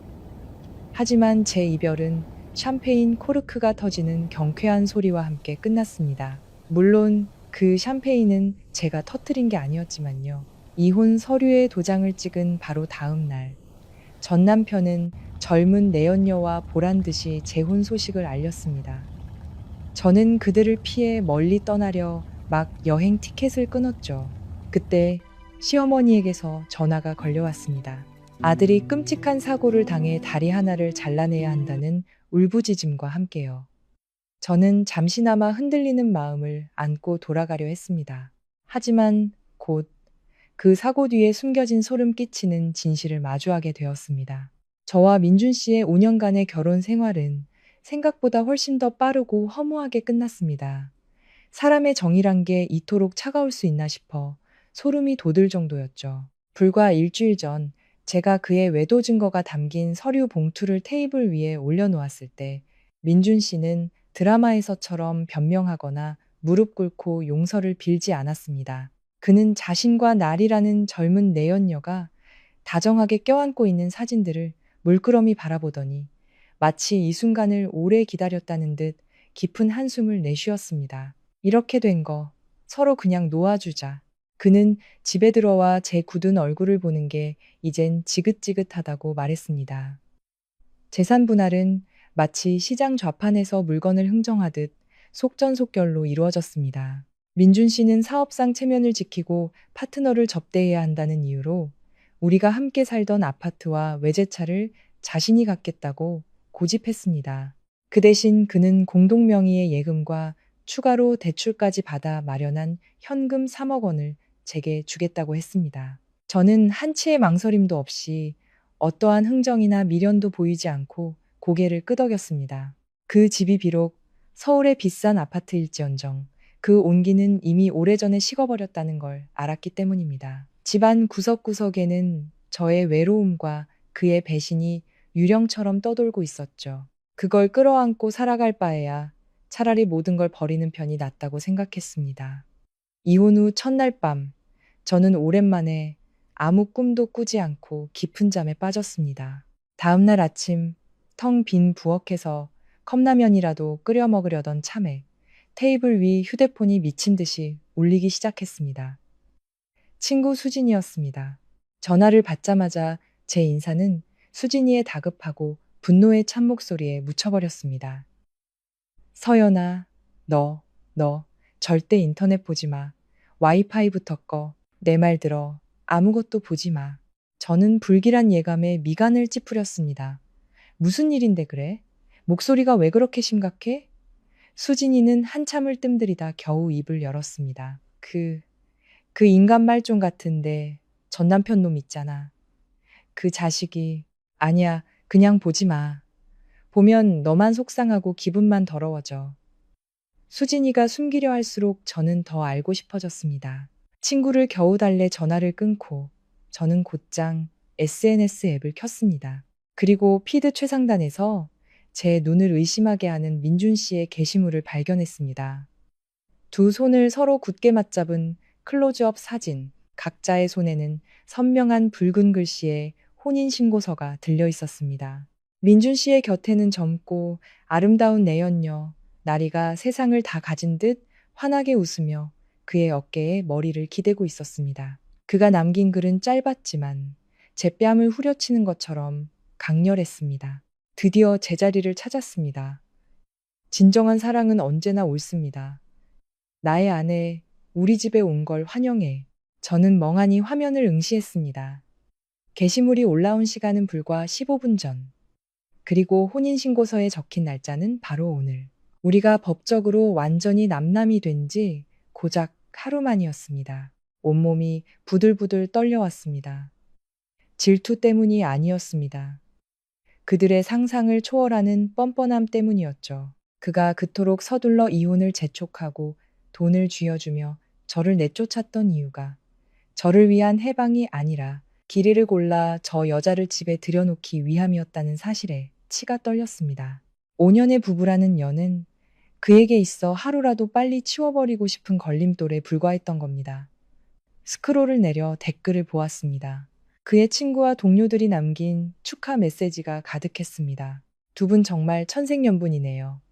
대표님, 진정한 행복을 찾으신 걸 축하드립니다. 그 누구도 24시간도 채 되지 않아 그의 인생에서 삭제당한 저, 조강지처에 대해서는 단 한마디도 언급하지 않았습니다.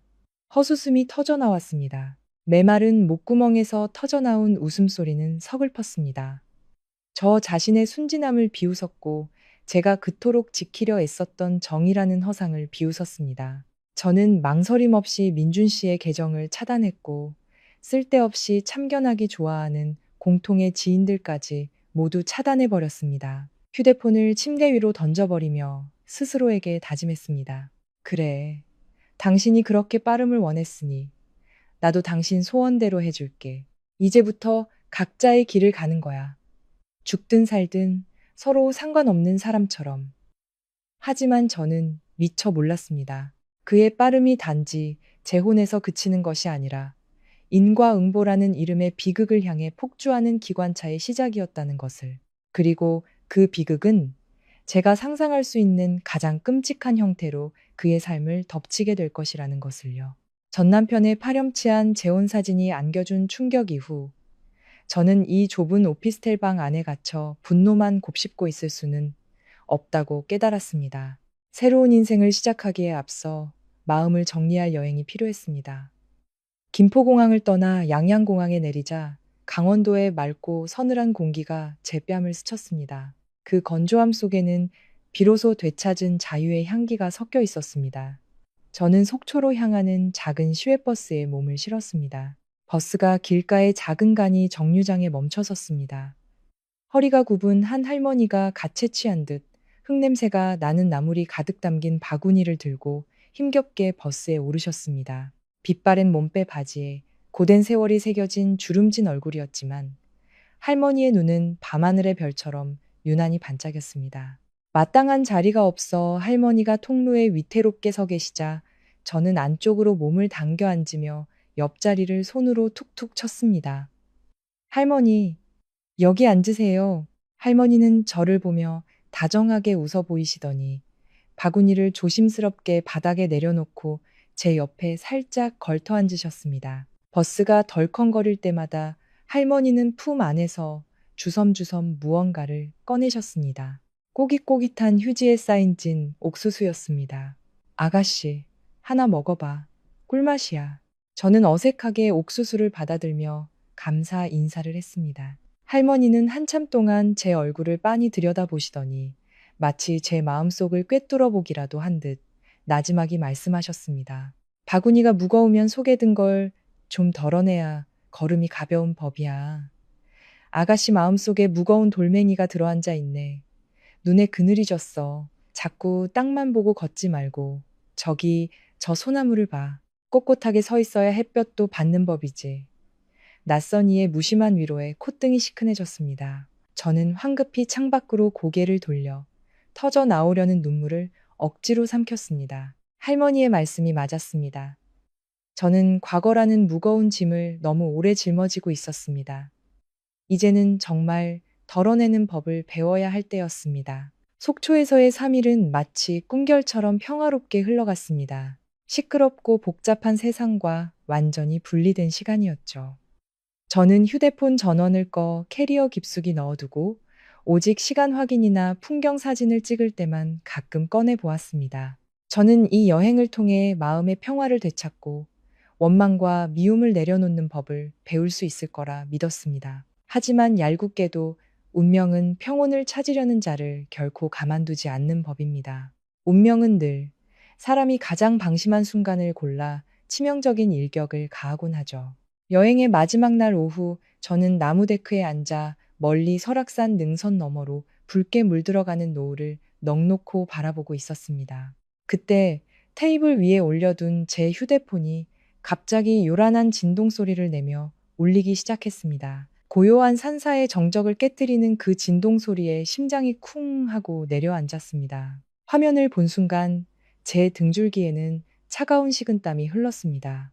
어머님, 민준 씨의 어머니, 김 여사였습니다. 손가락이 거절 버튼 위에서 잠시 망설였습니다. 우리는 이제 남남입니다. 법적으로 저와 그분은 아무런 관계도 아니었죠. 하지만 여자의 직감은 이 전화가 단순한 안부나 원망 섞인 푸념이 아닐 거라고 속삭였습니다. 자존심 강한 김 여사께서 정말 어지간한 일이 아니고서는 이혼한 며느리에게 먼저 연락할 리가 없었습니다. 저는 깊은 숨을 한번 들이쉬고 최대한 담담한 목소리를 가장하며 전화를 받았습니다. 여보세요. 저 서연이에요.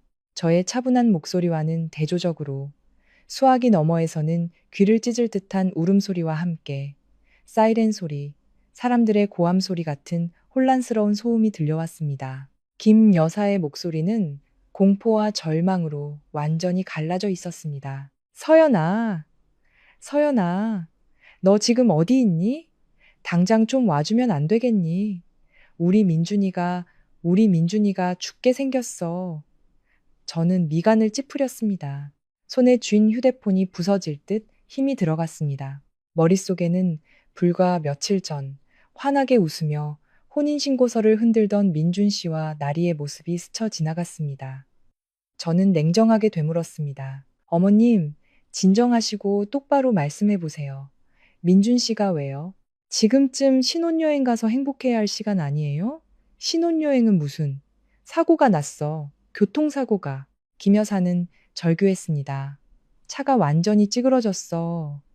의사가 그러는데 오른쪽 다리가 너무 심하게 으스러져서 살릴 수가 없대. 지금 수술실 들어가서 다리를 잘라내고 있단 말이야. 제발 와서 민준이 좀 살려줘. 절단이라는 두 글자는 제 머리를 강타하는 망치와도 같았습니다. 저는 그 자리에 얼어붙고 말았습니다. 손에 들고 있던 찻잔을 놓쳐 나무 바닥으로 떨어져 산산조각이 났습니다. 뜨거운 찬물이 발등에 튀었지만 아무런 감각도 느껴지지 않았습니다. 민준 씨가 사고를 당해 다리를 절단해야 한다니 불과 며칠 전까지만 해도 그는 번듯한 새신랑이자 오만함으로 가득 찬 멀쩡한 남자였는데 저는 겨우 정신을 차리고 떨리는 목소리로 말했습니다. 어머님, 민준 씨 사고 소식은 정말 안타깝지만 저와 그 사람은 이제 이혼했어요. 저는 더 이상 가족이 아니에요. 그 사람 새 아내한테 전화하세요. 나리 씨요. 이제 그 사람이 법적 보호자고 수술 동의서에 서명할 책임과 권리가 있는 사람이잖아요. 나리 씨의 이름이 나오자 김 여사의 목소리는 순식간에 비통함에서 광기 어린 분노로 돌변했습니다. 그 여우 같은 년 얘기는 꺼내지도 마. 도망쳤어. 민준이는 차 안에 끼어서 피를 철철 흘리고 있는데 자기는 가벼운 찰과상만 입었단 말이야. 그런데 구급차가 오자마자 머리가 아프다면서 어디론가 사라져 버렸어. 지금 전화도 안 받아. 그년을 찾을 수가 없어. 서연아, 네가 비록 맏며느리지만 그래도 한때는 부부였잖니. 사람이 죽어가는 걸 보고만 있을 수는 없잖아. 네가 민준이를 버리고 나가서 우리 집에 이런 애군이 신 거야. 네가 돌아오지 않으면 내가 평생 너를 저주할 테다. 저는 그대로 전화를 끊었습니다. 팔을 타고 오르는 소름을 느끼며 주저앉았습니다. 그건 김 여사의 터무니없는 저주 때문이 아니었습니다. 너무나도 잔혹하게 짜인 운명의 각본에 대한 전율 때문이었습니다. 어제 막 결혼식을 올리고 바로 다음 날 끔찍한 사고로 장애를 갖게 되고 새 신부는 그 자리에서 바로 도망쳤다. 이것은 너무 빨리 찾아온 인과응보일까?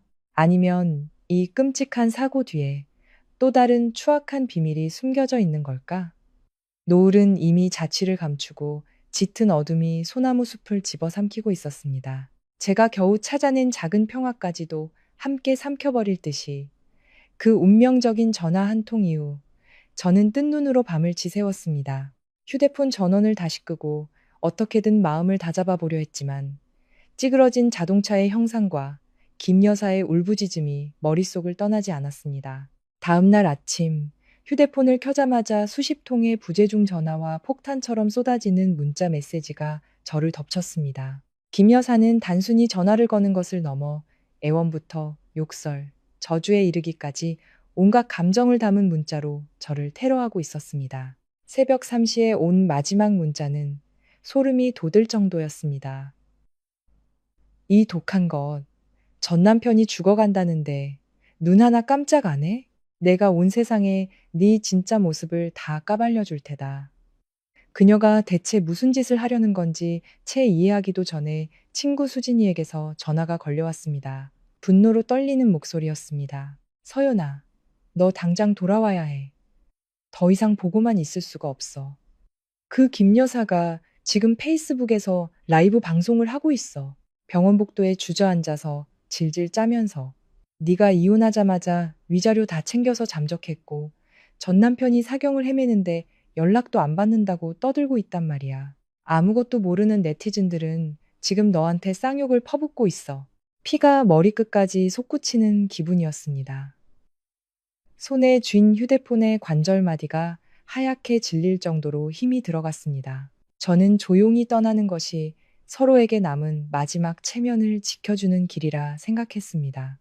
하지만 저의 침묵이 그들에게는 흑백을 뒤바꾸고 저를 파렴치한 죄인으로 만들 절호의 기회가 될 줄은 몰랐습니다. 그녀는 여론을 이용해 저를 압박하고 그녀의 귀한 새 며느리가 내팽개친 책임을 제게 떠넘기려 하고 있었습니다. 무시하고 싶었습니다. 페이스북 계정을 아예 삭제해버릴까 생각하던 찰나 또 다른 전화가 걸려왔습니다. 민준 씨의 가장 친한 친구이자 그의 친구들 중 유일하게 저의 입장을 이해하고 존중해 주었던 현우 씨였습니다. 서연 씨? 저 현우예요. 현우 씨의 목소리는 평소와 달리 무겁고 진지했습니다. 여행 중인 거 알고 김 여사님이 인터넷에서 소란 피우는 것도 알아요. 하지만 제가 전화한 건 예정을 생각해서 돌아오라는 게 아니에요. 이것보다 훨씬 더 복잡한 법적인 문제가 얽혀 있어요. 법적인 문제라니요? 민준 씨와 저는 재산 문제까지 전부 깨끗하게 정리했는데요. 아직 완전히 끝난 게 아니에요. 현우 씨는 잠시 머뭇거리더니 말을 이었습니다. 오늘 아침에 경찰이랑 보험사 조사관이 병원에 와서 조사를 했어요. 민준이 사고에 이상한 점이 많대요. 단순 사고가 아닐 수도 있다는 거죠. 두 사람의 공동 계좌가 이혼 직전에 정리된 건 맞는데 민준이가 나리 씨와 혼인신고를 한 직후에 거액의 자금이 정체불명의 계좌로 빠져나간 사실을 확인했대요. 경찰은 서연 씨를 불러서 그 돈이 재산 다툼과 관련이 있는지 그리고 차 안에서 발견된 몇 가지 위임 서류에 대해 확인할 필요가 있다고 해요. 만약 협조하지 않으면 정식으로 소환장이 날아갈 거고, 그럼 일이 더 복잡해질 거예요. 머리가 윙윙 울리는 것 같았습니다. 단순한 교통사고가 아니라 돈과 수상한 서류까지 얽힌 음모라니. 만약 제가 이대로 숨어버린다면 김 여사의 거짓말을 인정하는 꼴이 될 뿐만 아니라 제가 저지르지도 않은 일 때문에 법적인 문제에까지 휘말릴 수 있었습니다. 저는 깊은 한숨을 내쉬며 마지막으로 푸르른 소나무 숲을 눈에 담았습니다. 저의 치유 여행은 이렇게 예상보다 일찍 막을 내리게 되었습니다. 그 배신자를 동정해서가 아니었습니다. 저 자신의 명예를 지키기 위해 저는 돌아가야만 했습니다. 그들이 제 청춘을 짓밟은 것도 모자라 제 인격에까지 오물을 덧칠하게 둘 수는 없었습니다. 알겠어요, 현우 씨. 저는 단호하게 말했습니다. 오늘 오후 비행기로 바로 돌아갈게요. 경찰에게는 제가 출석해서 조사에 협조하겠다고 전해주세요. 저는 캐리어를 끌고 펜션을 나섰습니다. 마음은 천근만근 무거웠습니다. 이미 닫혔다고 생각했던 과거의 문이 보이지 않는 손에 의해 난폭하게 열려 젖혀졌습니다. 그리고 저는 제가 그토록 벗어나고 싶었던 추악한 현실과 다시 마주해야만 했습니다. 도시에 도착했을 때는 이미 해가 저물어 어두컴컴했습니다. 집에 들러 짐을 풀 시간도 없이 저는 현우 씨가 보내준 주소로 캐리어를 끌고 곧장 병원으로 향했습니다. 병원 복도는 소독약 냄새와 수많은 사람들의 채취로 가득했습니다. 질병과 이별, 그리고 절망이 뒤섞인 특유의 냄새였죠. 차가운 타일 바닥 위로 제 구두굽 소리가 또각또각 불안하게 뛰는 제 심장 박동처럼 건조하게 울려 퍼졌습니다. 중환자실 문 앞에 서서 저는 곧 펼쳐질 전쟁에 대비해 깊은 심호흡을 했습니다. 문을 열고 들어서는 순간 제 눈에 들어온 것은 온갖 의료 장비와 튜브에 둘러싸여 침대에 미동도 없이 누워있는 민준 씨의 모습이었습니다. 그의 얼굴은 해골처럼 앙상하고 창백했으며 핏기라고는 찾아볼 수 없었습니다. 그리고 가장 끔찍했던 것은 오른쪽 다리 부분의 이불이 부자연스러울 정도로 짧고 납작하게 꺼져 있다는 것이었습니다. 마음의 준비를 했다고 생각했지만 한때 건강하고 자신감 넘쳤던 남자가 저렇게 처참하게 망가진 모습을 보니 저도 모르게 온몸에 소름이 돋았습니다. 김 여사는 침대 옆에 넋을 놓고 앉아 있다가 제가 들어오는 것을 보고는 용수철처럼 튀어올랐습니다. 그녀의 눈은 핏발이 서 있었습니다. 그녀는 제게 달려들어 뺨을 때리려는 듯 손을 치켜들었습니다. 이 나쁜 년, 네가 여길 어디라고 얼굴을 들이밀어. 네가 내 아들을 이 꼴로 만들어 놓고. 하지만 그녀의 손이 제 뺨에 닿기도 전에 저를 기다리고 있던 친구 수진이가 그 손목을 낚아채 막아섰습니다. 수진이는 그녀의 손을 뿌리치며 날카롭게 쏘아붙였습니다. 아주머니, 적당히 좀 하세요. 제 친구가 여기까지 온 건 마지막 남은 정 때문이에요. 한 번만 더 손대면 바로 경비 부를 줄 아세요. 저는 김 여사를 차갑게 바라보며 말했습니다.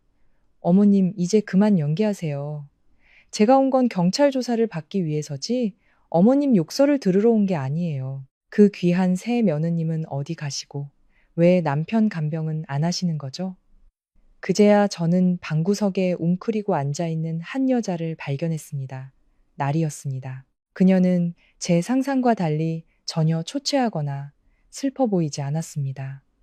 여전히 세련된 원피스를 입고 얼굴에는 완벽한 화장을 하고 있었죠. 잠을 설쳤는지 눈이 조금 부어 있었을 뿐이었습니다. 그녀는 손에서 휴대폰을 놓지 않고 계속해서 화면을 넘기고 있었고 이따금씩 불안한 듯 문 쪽을 힐끔거렸습니다. 제 목소리를 듣자 나리는 소스라치게 놀라며 고개를 들었습니다. 그리고 순식간에 그녀의 태도는 180도 돌변했습니다. 그녀는 휴대폰을 의자 위로 던지고 제게 달려와 손을 붙잡았습니다. 수도꼭지를 튼 것처럼 눈물이 왈칵 쏟아졌습니다. 언니 오셨군요. 정말 다행이에요. 민준 오빠가 언니를 계속 찾았어요. 오빠가 너무 불쌍해요, 언니. 저는 마치 더러운 것이라도 닿은 듯 그녀의 손을 뿌리치고 한 걸음 물러섰습니다. 역겨움이 치밀어 올랐습니다.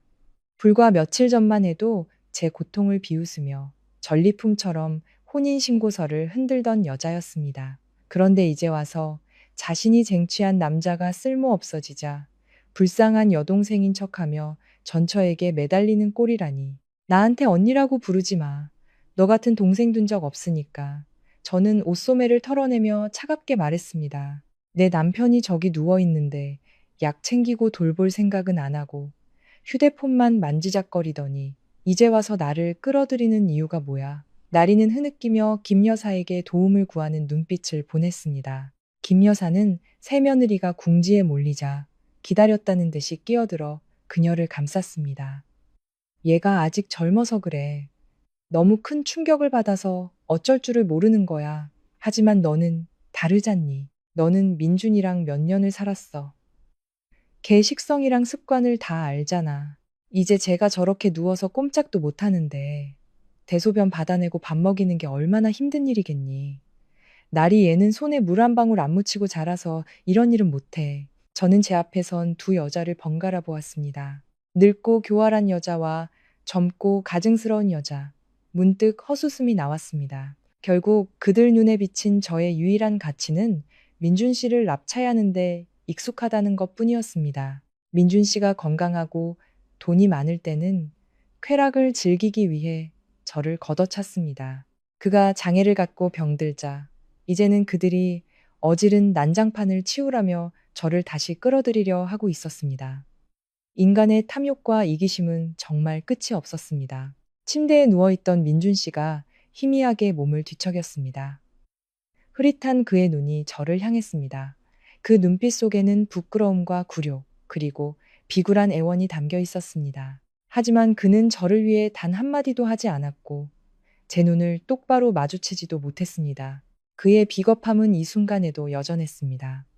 저는 팔짱을 낀 채 전 시어머니와 새 며느리가 펼치는 서툰 연극을 지켜보았습니다. 나리는 억지로 쥐어짠 듯한 눈물을 훔치며 흐느꼈습니다. 언니, 저 미워하시는 거 알아요. 하지만 지금 민준 오빠가 저렇게 됐는데 저 정말 어찌할 바를 모르겠어요. 시골에 계신 저희 부모님도 오빠가 다리를 잘랐다는 소식 듣고는 당장 내려오라고 난리세요. 아직 젊은 내 인생을 장애인 옆에서 썩힐 수 없다고요. 저는 비웃음을 날렸습니다. 참으로 숭고한 이유였습니다. 부모님이 반대하는 걸까? 아니면 자기 자신이 도망칠 구실을 찾는 걸까? 그래서 네가 하고 싶은 말이 뭔데? 저는 얼음장처럼 차가운 목소리로 물었습니다. 나리는 김 여사를 힐끔 쳐다보며 머뭇거렸습니다. 김 여사는 마치 이 질문을 기다렸다는 듯 앞으로 불쑥 나서며 경악스러울 정도로 뻔뻔한 목소리로 말했습니다. 내 말은 네가 남아서 민준이를 좀 돌보라는 거야. 어차피 너 지금 직장도 없이 여행이나 다니면서 놀고 있잖아. 우리 나리는 민준이 빚 갚을 돈 마련하느라 바쁘단 말이야. 네가 병원에 남아서 간병하고 나중에 민준이가 퇴원하면 집으로 따라와서 계속 돌봐줘. 저는 제 귀를 의심하며 그녀를 멍하니 쳐다보았습니다. 그들은 제가 병원에서 간병하는 것을 넘어 그 집에 다시 들어가 전 남편과 그의 새 아내를 위한 하녀가 되기를 바라고 있었습니다. 제가 아무 말 없이 서 있자 나리는 제가 고민하고 있다고 생각했는지 쐐기를 박는 한마디를 던졌습니다. 그 말은 훗날 떠올릴 때마다 소름이 끼칠 정도로 모욕적인 말이었습니다. 언니, 지금 백수인 거 알아요.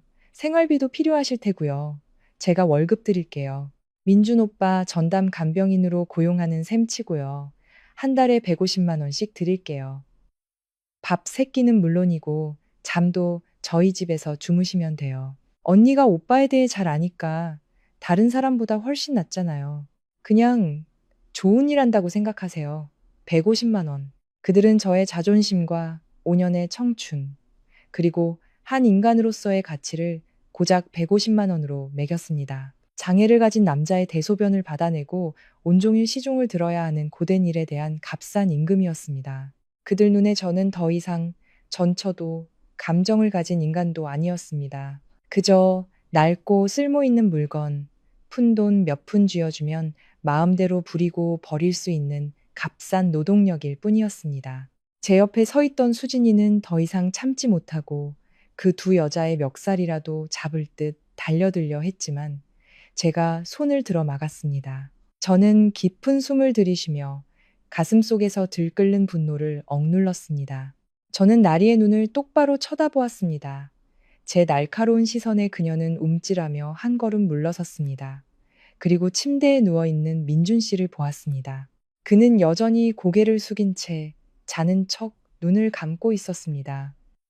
아니, 어쩌면 이 비참한 현실로부터 도망치고 싶었을지도 모릅니다. 그는 자신의 어머니와 새아내가 전처에게 퍼붓는 이 굴욕적인 말을 모두 듣고 있었습니다. 하지만 그는 침묵을 선택했습니다. 비겁하고 추악한 침묵이었습니다. 150만 원이라고요? 저는 그 숫자를 되뇌었습니다. 가볍지만 경멸이 가득 담긴 목소리였습니다. 당신은 그 150만 원이 아주 큰 돈이라고 생각하나 보죠?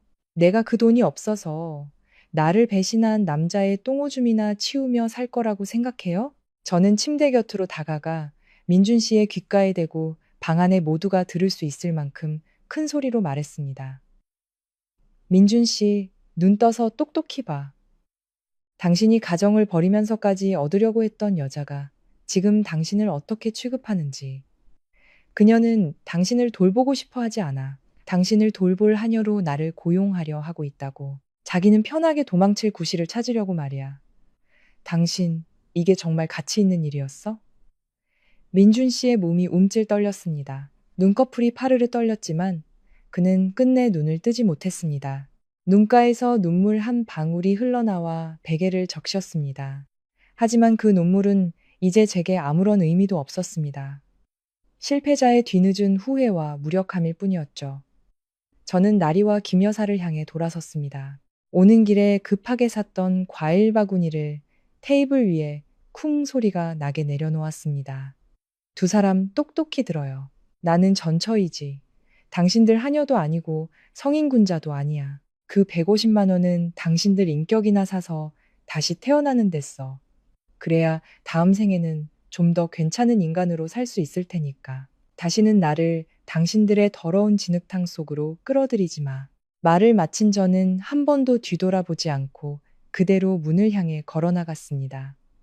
제가 사온 과일 바구니는 테이블 위에 덩그러니 놓여 있었습니다.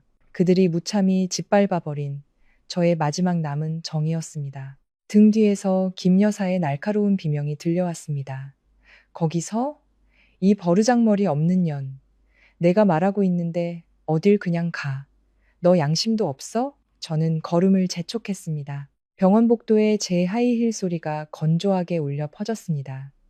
하지만 김 여사는 저를 놓아주지 않았습니다. 그녀는 뒤뚱거리며 저를 쫓아와 제 옷자락을 강하게 잡아당겼습니다. 저는 휘청거리며 하마터면 넘어질 뻔했습니다. 사람들이 북적이는 복도 한가운데서 그녀는 마치 제가 천인공노할 죄라도 저지른 것처럼 소리치기 시작했습니다. 여러분, 이리 와서 좀 보세요.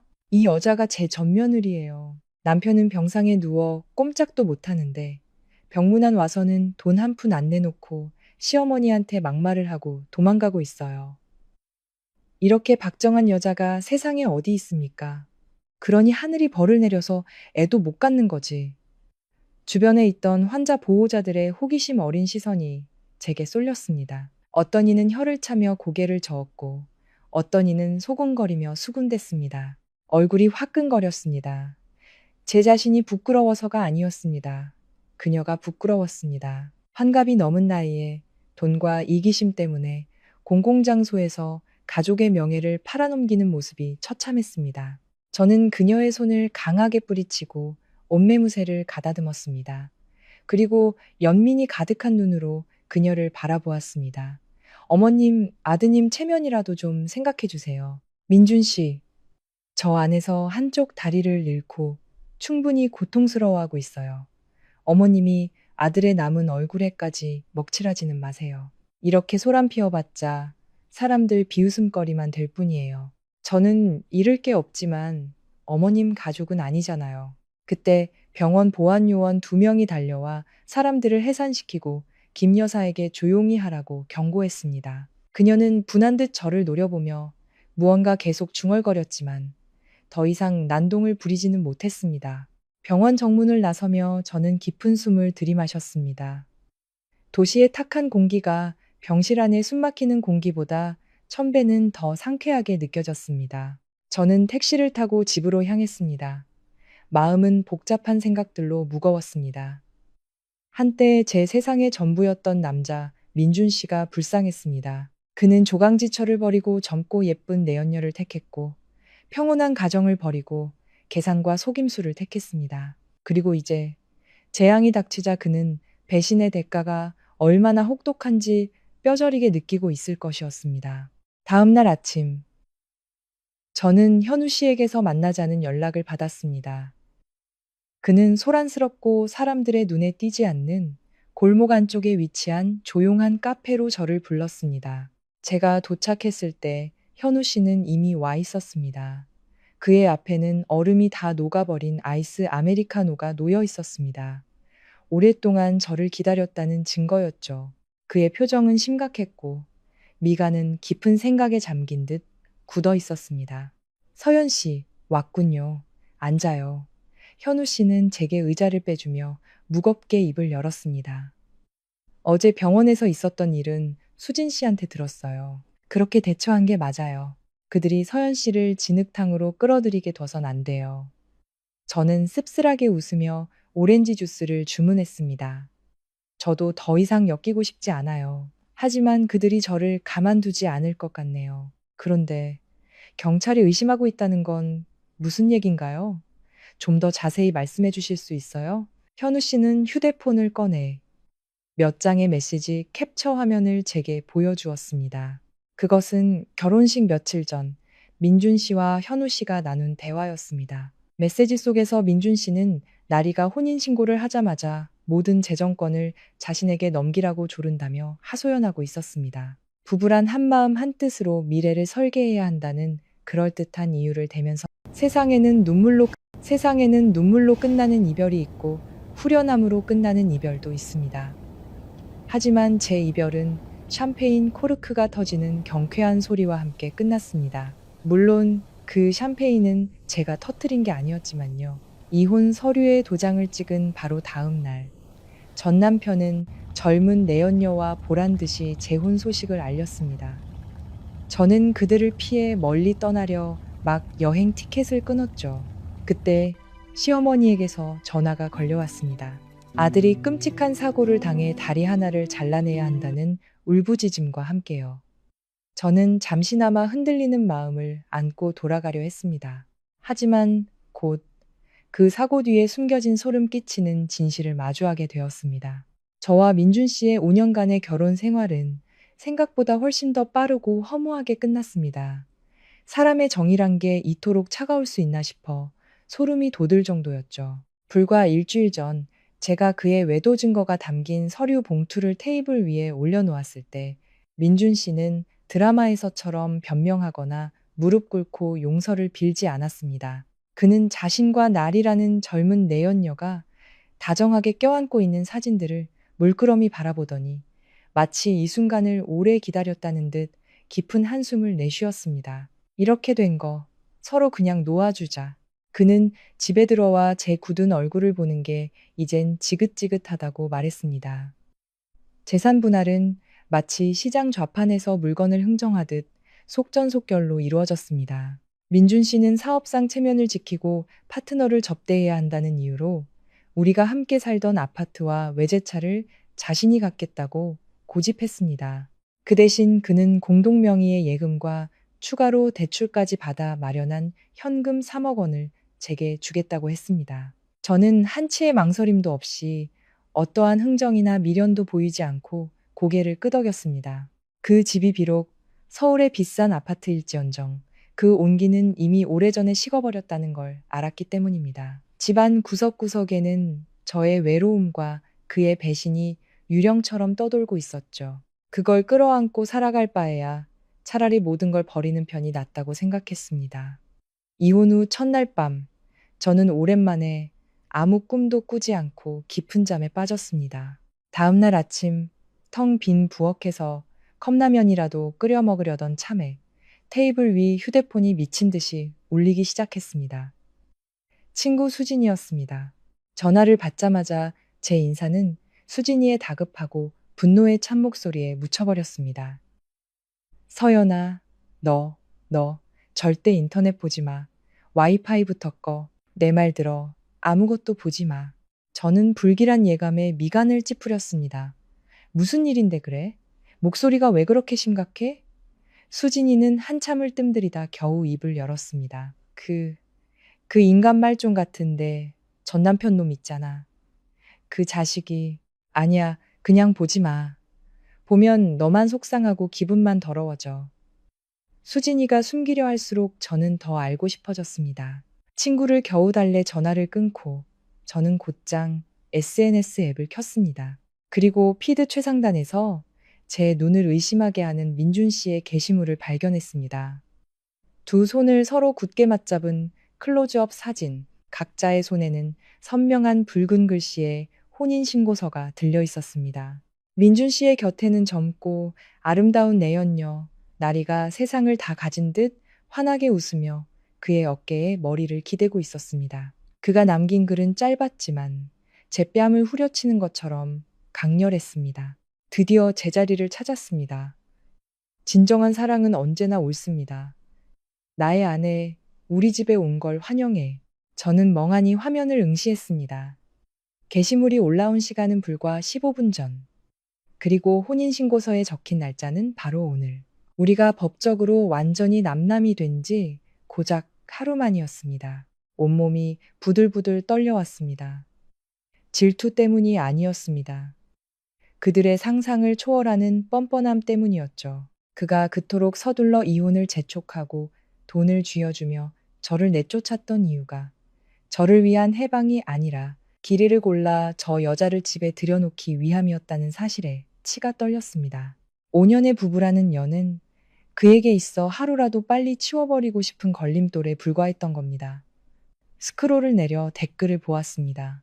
그의 친구와 동료들이 남긴 축하 메시지가 가득했습니다. 두 분 정말 천생연분이네요.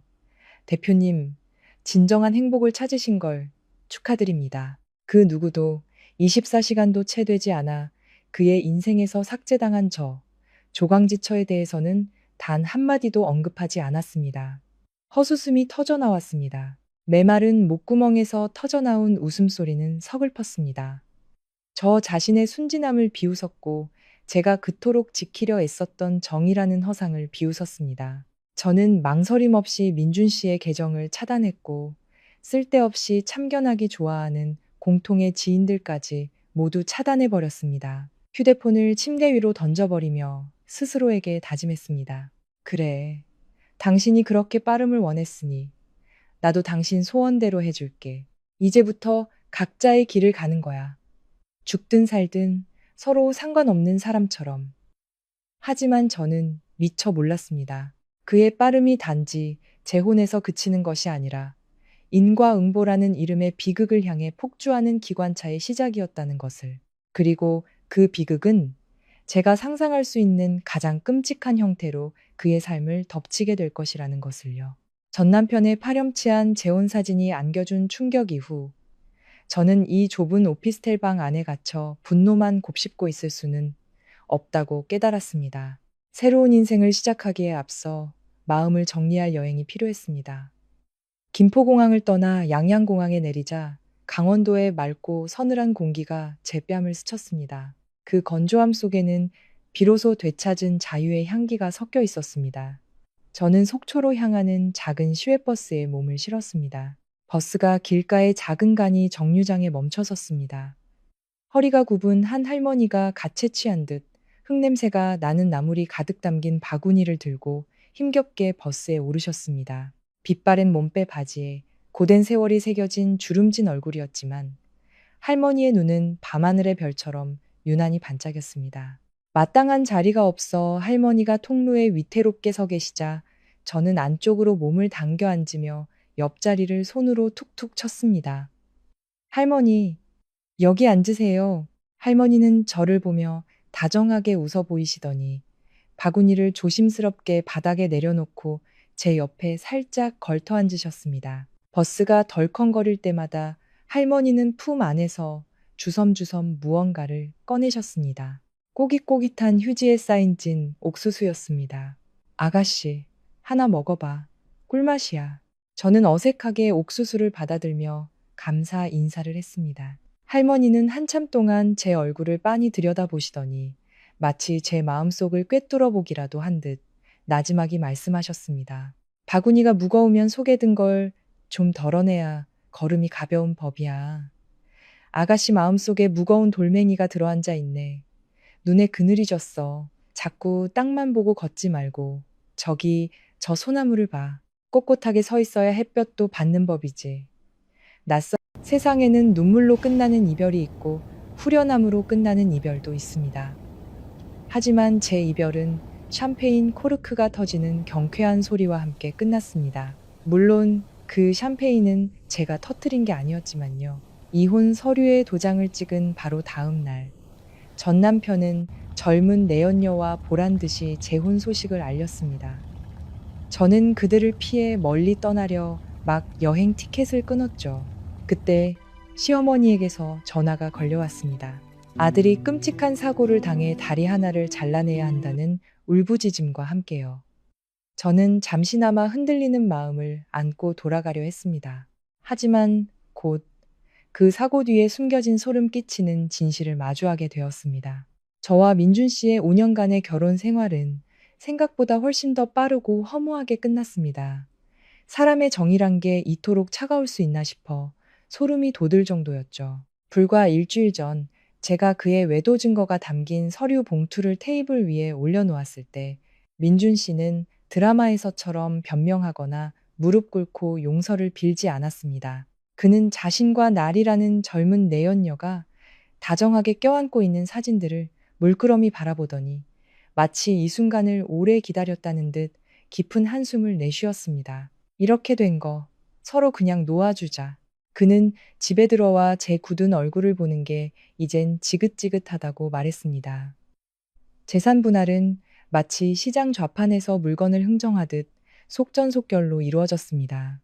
민준 씨는 사업상 체면을 지키고 파트너를 접대해야 한다는 이유로 우리가 함께 살던 아파트와 외제차를 자신이 갖겠다고 고집했습니다. 그 대신 그는 공동명의의 예금과 추가로 대출까지 받아 마련한 현금 3억 원을 제게 주겠다고 했습니다. 저는 한치의 망설임도 없이 어떠한 흥정이나 미련도 보이지 않고 고개를 끄덕였습니다. 그 집이 비록 서울의 비싼 아파트일지언정 그 온기는 이미 오래전에 식어버렸다는 걸 알았기 때문입니다. 집안 구석구석에는 저의 외로움과 그의 배신이 유령처럼 떠돌고 있었죠. 그걸 끌어안고 살아갈 바에야 차라리 모든 걸 버리는 편이 낫다고 생각했습니다. 이혼 후 첫날 밤, 저는 오랜만에 아무 꿈도 꾸지 않고 깊은 잠에 빠졌습니다. 다음 날 아침, 텅 빈 부엌에서 컵라면이라도 끓여 먹으려던 참에 테이블 위 휴대폰이 미친 듯이 울리기 시작했습니다. 친구 수진이었습니다. 전화를 받자마자 제 인사는 수진이의 다급하고 분노의 찬 목소리에 묻혀버렸습니다. 서연아, 너 절대 인터넷 보지 마. 와이파이부터 꺼. 내 말 들어. 아무것도 보지 마.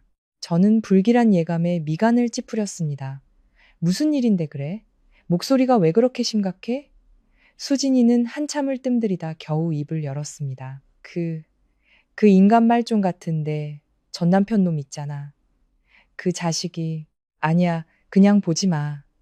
보면 너만 속상하고 기분만 더러워져. 수진이가 숨기려 할수록 저는 더 알고 싶어졌습니다. 친구를 겨우 달래 전화를 끊고 저는 곧장 SNS 앱을 켰습니다. 그리고 피드 최상단에서 제 눈을 의심하게 하는 민준 씨의 게시물을 발견했습니다.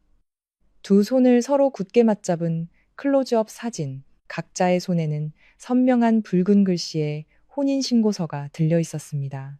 민준 씨의 곁에는 젊고 아름다운 내연녀, 나리가 세상을 다 가진 듯 환하게 웃으며 그의 어깨에 머리를 기대고 있었습니다. 그가 남긴 글은 짧았지만 제 뺨을 후려치는 것처럼 강렬했습니다. 드디어 제자리를 찾았습니다. 진정한 사랑은 언제나 옳습니다. 나의 아내, 우리 집에 온 걸 환영해. 저는 멍하니 화면을 응시했습니다. 게시물이 올라온 시간은 불과 15분 전. 그리고 혼인신고서에 적힌 날짜는 바로 오늘. 우리가 법적으로 완전히 남남이 된 지 고작 하루 만이었습니다. 온몸이 부들부들 떨려왔습니다. 질투 때문이 아니었습니다. 그들의 상상을 초월하는 뻔뻔함 때문이었죠. 그가 그토록 서둘러 이혼을 재촉하고 돈을 쥐어주며 저를 내쫓았던 이유가 저를 위한 해방이 아니라 길이를 골라 저 여자를 집에 들여놓기 위함이었다는 사실에 치가 떨렸습니다. 5년의 부부라는 연은 그에게 있어 하루라도 빨리 치워버리고 싶은 걸림돌에 불과했던 겁니다. 스크롤을 내려 댓글을 보았습니다. 그의 친구와 동료들이 남긴 축하 메시지가 가득했습니다. 두 분 정말 천생연분이네요. 대표님, 진정한 행복을 찾으신 걸 축하드립니다. 그 누구도 24시간도 채 되지 않아 그의 인생에서 삭제당한 조광지처에 대해서는 단 한마디도 언급하지 않았습니다. 헛웃음이 터져나왔습니다. 메마른 목구멍에서 터져나온 웃음소리는 서글펐습니다. 저 자신의 순진함을 비웃었고 제가 그토록 지키려 애썼던 정의라는 허상을 비웃었습니다.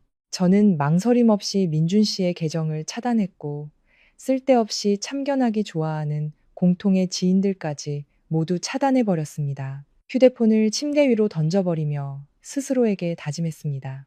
그래, 당신이 그렇게 빠름을 원했으니 나도 당신 소원대로 해줄게. 이제부터 각자의 길을 가는 거야. 죽든 살든 서로 상관없는 사람처럼. 하지만 저는 미처 몰랐습니다. 그의 빠름이 단지 재혼에서 그치는 것이 아니라 인과응보라는 이름의 비극을 향해 폭주하는 기관차의 시작이었다는 것을. 그리고 그 비극은 제가 상상할 수 있는 가장 끔찍한 형태로 그의 삶을 덮치게 될 것이라는 것을요. 전 남편의 파렴치한 재혼 사진이 안겨준 충격 이후 저는 이 좁은 오피스텔 방 안에 갇혀 분노만 곱씹고 있을 수는 없다고 깨달았습니다. 새로운 인생을 시작하기에 앞서 마음을 정리할 여행이 필요했습니다. 김포공항을 떠나 양양공항에 내리자 강원도의 맑고 서늘한 공기가 제 뺨을 스쳤습니다. 그 건조함 속에는 비로소 되찾은 자유의 향기가 섞여 있었습니다. 저는 속초로 향하는 작은 시외버스에 몸을 실었습니다. 버스가 길가의 작은 간이 정류장에 멈춰섰습니다. 허리가 굽은 한 할머니가 갓 채취한 듯 흙냄새가 나는 나물이 가득 담긴 바구니를 들고 힘겹게 버스에 오르셨습니다. 빛바랜 몸빼 바지에 고된 세월이 새겨진 주름진 얼굴이었지만 할머니의 눈은 밤하늘의 별처럼 유난히 반짝였습니다. 마땅한 자리가 없어 할머니가 통로에 위태롭게 서 계시자 저는 안쪽으로 몸을 당겨 앉으며 옆자리를 손으로 툭툭 쳤습니다. 할머니, 여기 앉으세요. 할머니는 저를 보며 다정하게 웃어 보이시더니 바구니를 조심스럽게 바닥에 내려놓고 제 옆에 살짝 걸터 앉으셨습니다. 버스가 덜컹거릴 때마다 할머니는 품 안에서 주섬주섬 무언가를 꺼내셨습니다. 꼬깃꼬깃한 휴지에 쌓인 찐 옥수수였습니다. 아가씨, 하나 먹어봐. 꿀맛이야. 저는 어색하게 옥수수를 받아들며 감사 인사를 했습니다. 할머니는 한참 동안 제 얼굴을 빤히 들여다보시더니 마치 제 마음속을 꿰뚫어 보기라도 한 듯 나지막이 말씀하셨습니다. 바구니가 무거우면 속에 든 걸 좀 덜어내야 걸음이 가벼운 법이야. 아가씨 마음속에 무거운 돌멩이가 들어앉아 있네. 눈에 그늘이 졌어. 자꾸 땅만 보고 걷지 말고 저기 저 소나무를 봐. 꼿꼿하게 서 있어야 햇볕도 받는 법이지. 낯선 이의 무심한 위로에 콧등이 시큰해졌습니다. 저는 황급히 창밖으로 고개를 돌려 터져 나오려는 눈물을 억지로 삼켰습니다. 할머니의 말씀이 맞았습니다. 저는 과거라는 무거운 짐을 너무 오래 짊어지고 있었습니다.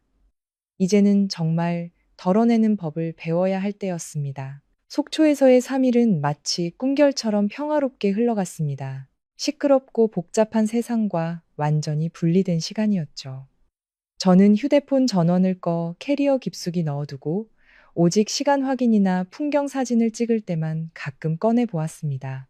저는 이 여행을 통해 마음의 평화를 되찾고 원망과 미움을 내려놓는 법을 배울 수 있을 거라 믿었습니다. 하지만 얄궂게도 운명은 평온을 찾으려는 자를 결코 가만두지 않는 법입니다.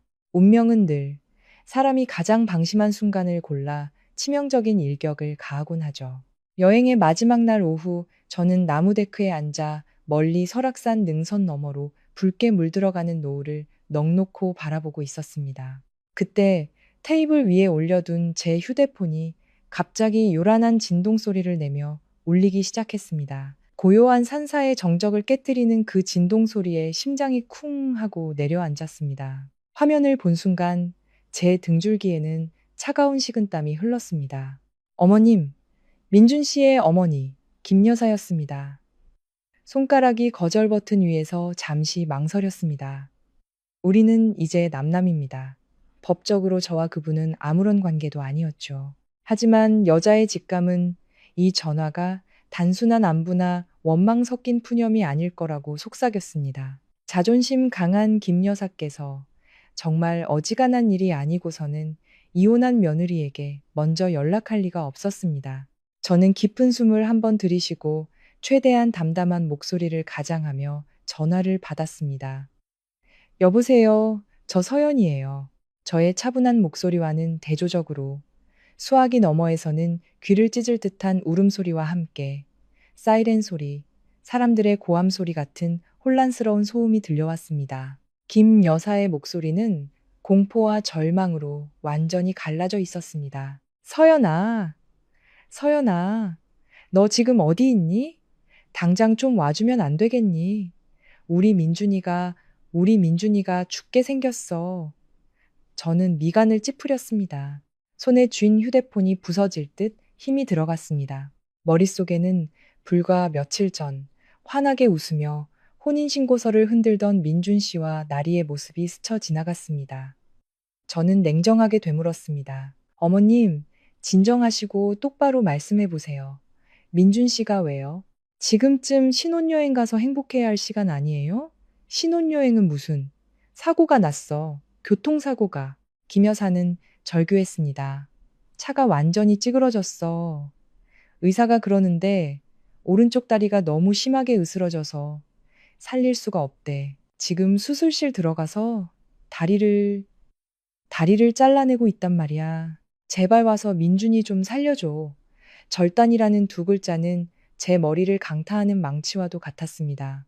저는 그 자리에 얼어붙고 말았습니다.